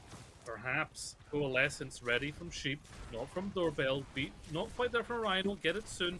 That Coalescence push will come out from Strathclyde at any moment. Yeah, here it comes. They're going to try use the wall, but the shatter comes through. Everything thrown at the wall by Strathclyde here, but only really half of it sticks. Pot Noodle able to find some trades, and Envy is still there, but it looks like the defense is going to hold in strong. Well, yeah, that was an amazing wall. You said the shark came out. It was blocked by the wall. Oh, wow. Yeah, so Sky Knight did absolute wonders for their team there to keep that one against the Coalescence push. The beat's not there, though, for Cali anymore. Duncan's going to have an uncontested one, probably going to be used for either Doorbell's next Coalescence or, more importantly, the Blizzard if it catches someone out. Yeah, Jamie has to get big value on this Annihilation, really prove themselves as the tank to beat in this series. His Dom-Doms look so good on the Rhine. Here they go, nice and aggressive. The Blizzard and the Annihilation used coincidentally. No one's able to be caught in that Blizzard, but Dom-Dom definitely found a lot of damage with it. Jamie finds the pick onto Dom-Dom, and they're looking for the stragglers here in this fight, as it's just the Torb in the backline, and the rest look to regroup. Yeah, Pot Noodle gets Cheeseburger off the turret. you can't write something better than that. Pot Noodle, the Symmetra OTP, going on to Torbjorn. What a way if they win it on Cheeseburger's like patented character. God damn. No support ultimates for Glasgow Cali. They'll be going into Lucio soundbar here. They also have the overclock ready on Envy on the side here, so really Strathclyde should be winning this next one. Good wall looking to negate that overclock. Pretty early beat from the side of Strathers. And Cali actually are managing to get a little bit of a regroup. If they can live through this and not find any picks, then they're actually going to be able to come back into this one. No. Very, very aggressive. Pot Noodle falling off the map. Oh, that's rough. That's rough indeed. They do have the Annihilation, however. Dom does actually fall. It's still salvageable here for Caledonian. But, yeah, Strathers aren't going to want to lose that one anytime soon. Pot Noodle's got some explaining to do, I think. My God. Pot Noodle had Molten Core in a moment where you have to touch point. That could have changed it. It would have changed the fight. Yeah, would have. That's an moment if I've seen one. But hey, to be fair, they still have that ultimate in the next fight. Doorbell's went over to the Anna to support Jamie, who's now on the patented Winston, trying to get into that backline. It's going to be hard to dive this, but there is a Widow to dive, so you have a keen target. Yeah, you've got to be scared of that hammer, though. And I think you're looking for that cleave, that high ground pressure. Envy just trickling away out of the range of it. And Jamie is looking so lost here. Diving in, not really finding any value, really getting bait out easily by that Widowmaker. They do have the beat for that recontest, and Doorbell getting close to this Nano. Those two are really the ultimates that you have to keep your eyes on. You Need to touch. Shatter comes out. The payload's still moving. Contested finally. Beat comes out for the defense. Molten Core? Keep them alive. But the Molten Core do so much damage. Sky Knight's still on the high ground, but a sliver of health remains. And Doorbell tries to come back quickly on the Kiriko. And Strathclyde look so damn confident coming back from Caledonian, just being on match point and just having the iron guts to just press on forward. The resilience of this team is unmatched right now. Last point to pick up Widow. That's Carpi-esque. It is. And that was and Carpi did it on defense, never mind attack. So Yeah. is that even more confident than what Carpi did back in the day? Incredible stuff. But 2 minutes 23 in King's Row. A very good time bank. But Callie brought us here. Callie brought us to King's Row. There has to be a reason. And so far, the reason kind of looked like because we're going to play Pot Noodle on Torbjorn, which is fun. And at times worked when they weren't falling off the map. I will bring it up again. But now it's the time for Glasgow Cali to show us why we're here, why we're in London to finish this one off. So far, they're leaning to a disgusting composition of cheese and villainy. But Strathclyde hold firm with their goddamn honest Overwatch. Yeehaw, baby. Yeah, they're going to initially hold this high ground so that they can wipe anyone that gets off onto the high ground off of it easily. So they start with this advantageous position. And it means that Pot Noodle needs to be careful when they utilize that turret mode, because once it's out and it's gone, that's when Strathclyde can push in and follow up on you quite easily. Yeah, this is definitely a bit of a cheesy comp here. The Bastion, the May, and the Orisa really looking to just try, destroy Dom-Dom's hopes and dreams, really, more than anything. There comes the wall, and the pressure is insurmountable, but a great counter wall there from Cheeseburger allows Dom-Dom to slip away. And now, Cali, they're trying to chase this one up, but they're struggling. They don't know exactly where to go. Well, Cali's comp is so surrounding the Bastion mode, and if it is all used on a shield and it doesn't get the elimination, then you're out of sorts. And Dom-Dom slips away again. Really, Cheeseburger on this May has helped Dom-Dom to be able to really get out of these sticky situations. And now Pot Noodle's the one that's falling low. Envy is on that high ground. Oh boy, just spraying in, finding the railgun shots. They do lose Duncan. That's a good trade, a good way into this one, opened up by Pot Noodle, who is gonna get caught out. This is looking pretty rough from Caledonian. This is a microwave meal level of cooking. What is the idea behind this from Glasgow Cali? They clearly are not a fan of themselves. Farah Mercy coming out. What are they We haven't cooking? seen this yet. We've seen Pot Noodle on Farah. Did do well, to be fair. Honestly, I like this composition. Sky Knight just needs to be careful where they position, and the Diva will help them with that. Yeah, but you really have to worry about your front line. Jamie, if they bite off more than they can chew, is going to be under so much pressure. Same with Sky Knight. And it's actually Jamie who's going to be finding the opposing Sojourn. Dom-Dom finds Pot Noodle with a charge, by the way. Eat. And a beautiful eat by Jamie. Clearly the right pick coming into this attack. They get the res onto Pot Noodle. And now they have to come back into this one with ferocity. They have no ults in their bank. Envy still has this overclock. They have to be aggressive. They have to get these picks desperately. Jamie so low. The pile drive takes them out. They bomb for their mech. They Find get Cheeseburger. Hello, Oh, that is devastating, and trying to force out as well. This overclock now allow Envy to get any potential kills with that.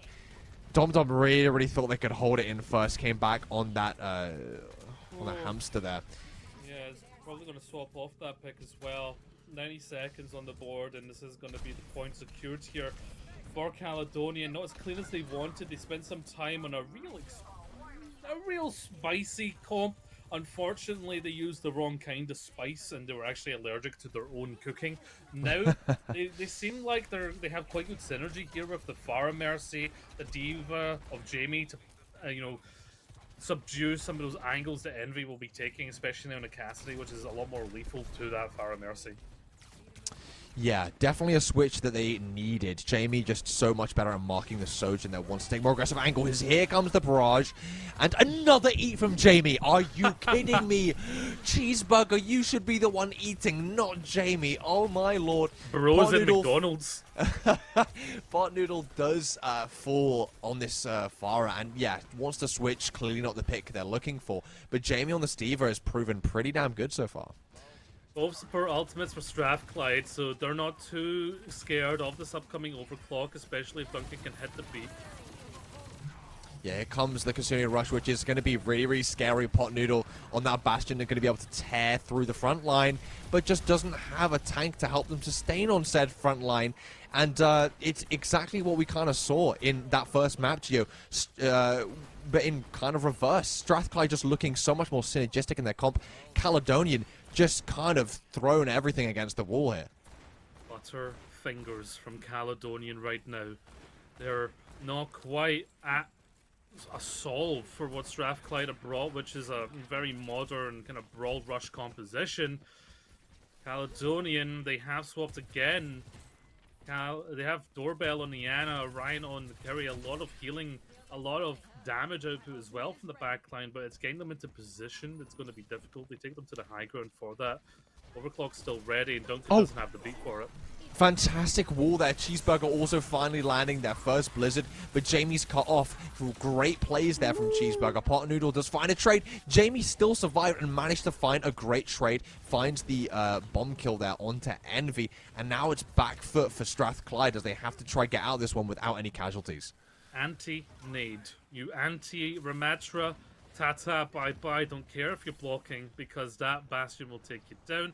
Perhaps that's why Dom now goes on to Reinhardt. You have the shield. You can block said anti-nade, and then you're not in so much of an issue. You can use that shield against the turret form. I like this choice. Yeah, here comes the artillery, chucking that down, forcing the cooldowns out from Sheep. Could be a good spell here. Oh, Envy tried to run into that one aggressively with the high noon, but got caught off guard by Pot Noodle on that Bastion. Dom falling pretty damn low. Great stuff from Doorbell. Has picked up 2 picks in this fight while still sustaining their team. This is what I love. Doorbell last year, Battle for Glasgow, was my absolute favorite player on that Ana, and it's wonderful to see them on that pick again. Battle for Glasgow 23 MVP stepping up to the plate for the team. Has the nano ready. I don't think there will be a touch from the defense here, so we will get the 3rd point. Glasgow Cali need to finish with time in the bank here to go to extra rounds. And of course, they want to get as much as they can. They want this to be as clean as it can be. But both support ultimates from the defense, especially that beat against this Kutsuni rush, could counter it enough that they nullify the effects of it. Yeah, the Blizzard is really what might be the tipping point here for Strathclyde. They want to let the point come in a little bit. They want to play on these corners as much as possible. That Bastion is really, really scary, but user coalescence, but that's a great anti-nade on Envy and Dom. And they're actually going to find a couple picks for that. They're not able to really push in aggressively. Oh, Skylight barely alive. A fantastic nano boost to keep them alive. And Caledonian, they found the secret source, Gio. We're heading to a minute. Look like they might be able to do this. That Blizzard's still up. Envy has time to build overclock. The beat, most important, still up. So is the rush from Orion. Sky Knight also has overclock. So much to play for here. Early beat. Yeah, Dom gets anti-nated, no shatter available. Oh my god, Doorbell is just doing absolute god's work on this Ana. Solo, Envy up on that high ground, not going to be able to chase down. They have the Blizzard and Shatter, which are fantastic ultimates for this last point here. Getting caught very, very low there is the Baptiste. Sheep barely alive. There's the Shatter. Doesn't even find anything.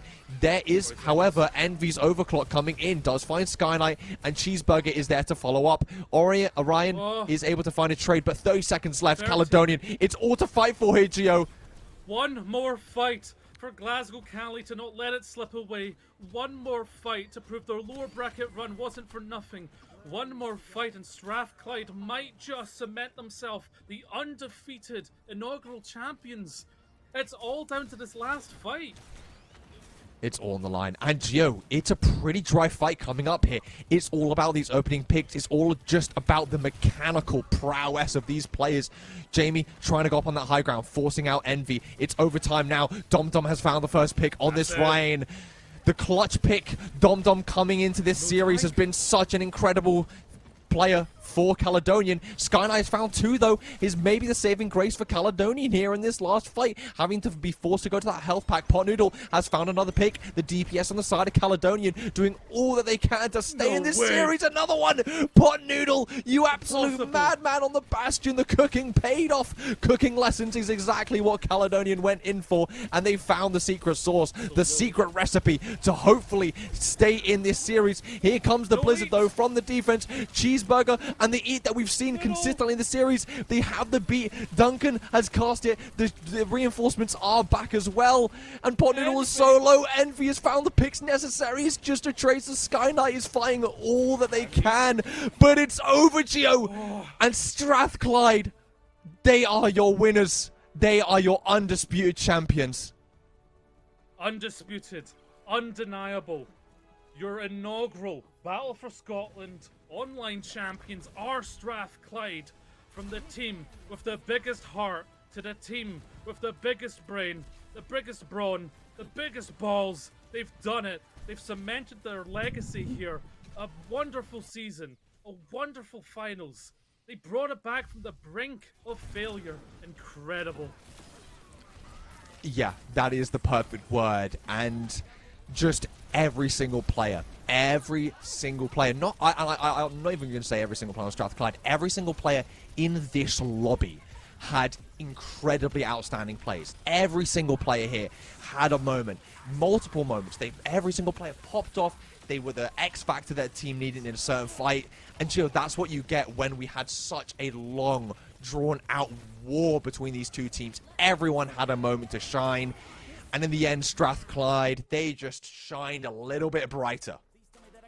Incredible resilience that they showed there, because it's been match point for a couple maps now, and it was for Cali. But what Strathclyde showed was their coachability, their understanding of the game, to see what's happening in play and adapt to it. And I feel like Cali, we saw at the end, they just didn't quite have it. So condolences to Cali, but congratulations on being second place. That's still an achievement. But Strathclyde are undisputed. Not one loss throughout the whole of Battle for Scotland. They only dropped 5 total maps. 5 total maps. You can't deny them anymore. And moving on to things like Battle for Glasgow and later this year, by God, does that grudge match look like it's going to be an absolute revenge tour for Cali. But right now, it's Strathro's to stand tall. Yeah, I think when it comes to us talking about MVPs, Gio, I want to know what your feelings on that are. Who really stands out for you? Well, we're in a funny moment now where we're talking about it like on live, where we haven't quite had the discussion, but my heart says ever since they've been in the maps, it changed. Dom Dom. Oh yeah. For me, MVP is Dom Dom, and if you agree, we can make that official. I'm with you on that. I'm with you on that. MVP then. Absolutely. You saw us work it out live. We're doing it live. That Dom Dom we're gonna say is MVP there, because ultimately, once Dom Dom was in, that's when the tide shifted. It's when they won Flashpoint. They haven't won every map since then, but it has looked better and better and better. And on the Reinhardt duels, Dom Dom was getting the better of it, and still could bring out that kind of flair of other tanks as well. So a really clutch player for their team that came in there to really take it up a notch. And you know, I've given Jamie so many like monikers, but I think, put it simply, that Dom Dom is the king of Scottish tanks right now. That crown sits solely on their head, and it's earned. There you go. There you go. You're absolutely really well deserved. Incredibly large hero pool. We saw the Junk Queen. We saw the Orisa, the Ramatra, the Ryan, the Diva. We saw a huge amount of variety in the tank play. The Doomfist as well, obviously. Huge amount of variety in the play, and got the better of Jamie, which I didn't think was possible, actually. So, really fantastic job by Strathclyde and all the players, obviously, on that team just showed us what was up. I mean, what a journey from a year ago in Battle for Glasgow 23. Some roster changes, but ultimately what the team has done is they've put their heads down and they've got a new roster, they've worked on their game, they've studied the game, and it just goes to show that they're that team that can do it. You know, that they're undefeated for a reason. There's really not much more else one can say than they are undefeated, and we just watched them win the grand finals, right? That is undeniable. And heading into Battle for Glasgow, the other Glasgow teams, I mean, Glasgow Cali especially, shaking in their boots. They have a vendetta, though. They have a vendetta. They've got a revenge story to fulfill. It's gonna be It's gonna be interesting. For now, the grudge match is set. That's a revenge for Strathclyde as well, and they've done it in such magical fashion. Check out the Twitter of @BattleForScot and the Instagram of @BattleForScotland, because as you guys know, Battle for Scotland isn't just Overwatch. It's basically the test run of this dynamic new system with all these games and all these universities that are coming together. Let me get some stats on that I have written down. 15 universities and 13 colleges is the stats that I last have, competing across 5 games. Tomorrow is going to be CS. Spectrum, the coach and player of the winning team today, will be casting. So our buddy Spectrum, can't wait. It's been a good fortnight for that bloke. It's been a good fortnight for that bloke. Insomnia, goddamn, yeah. I know, right? Wow. Probably quite tired.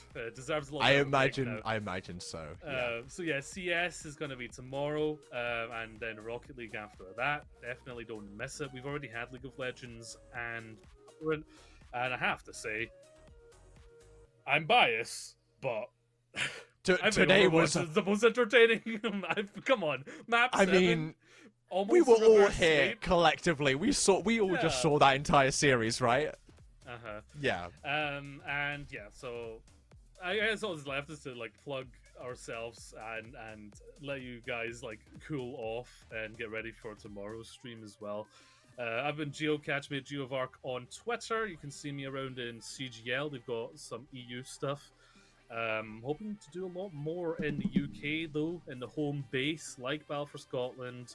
Might see me at Battle for Glasgow. I don't want to reveal anything, but you might see me there. And I'm joined with my wonderful partner, Crumble. Yes, me, the Crumble. That's my Twitter down there, Crumble@man. I do all sorts of stuff. I do the casting, I do composing as well. So, you know, jack of all trades, coming back into casting, and what a way to come back into it. You can catch me at CGL a lot as well. Me and G also do plenty of Kitsune League and BPL stuff too. So you'll see us around here and there. But for an outstanding grand finals, a story for the ages, the history books have been written, and another battle won here in Scotland. Congratulations, Strathclyde. You've earned it, and that crown is solidly on thine head. But that is us bidding you adieu and good night. Don't forget to laugh loud and love yourself, folks. Good night.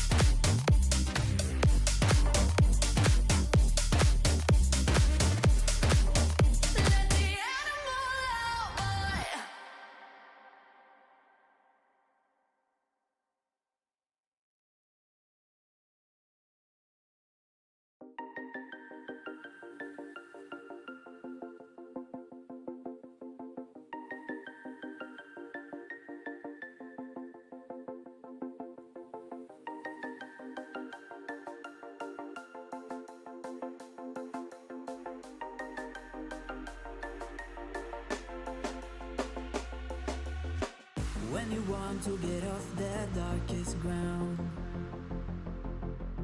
But gravity pulls you straight down.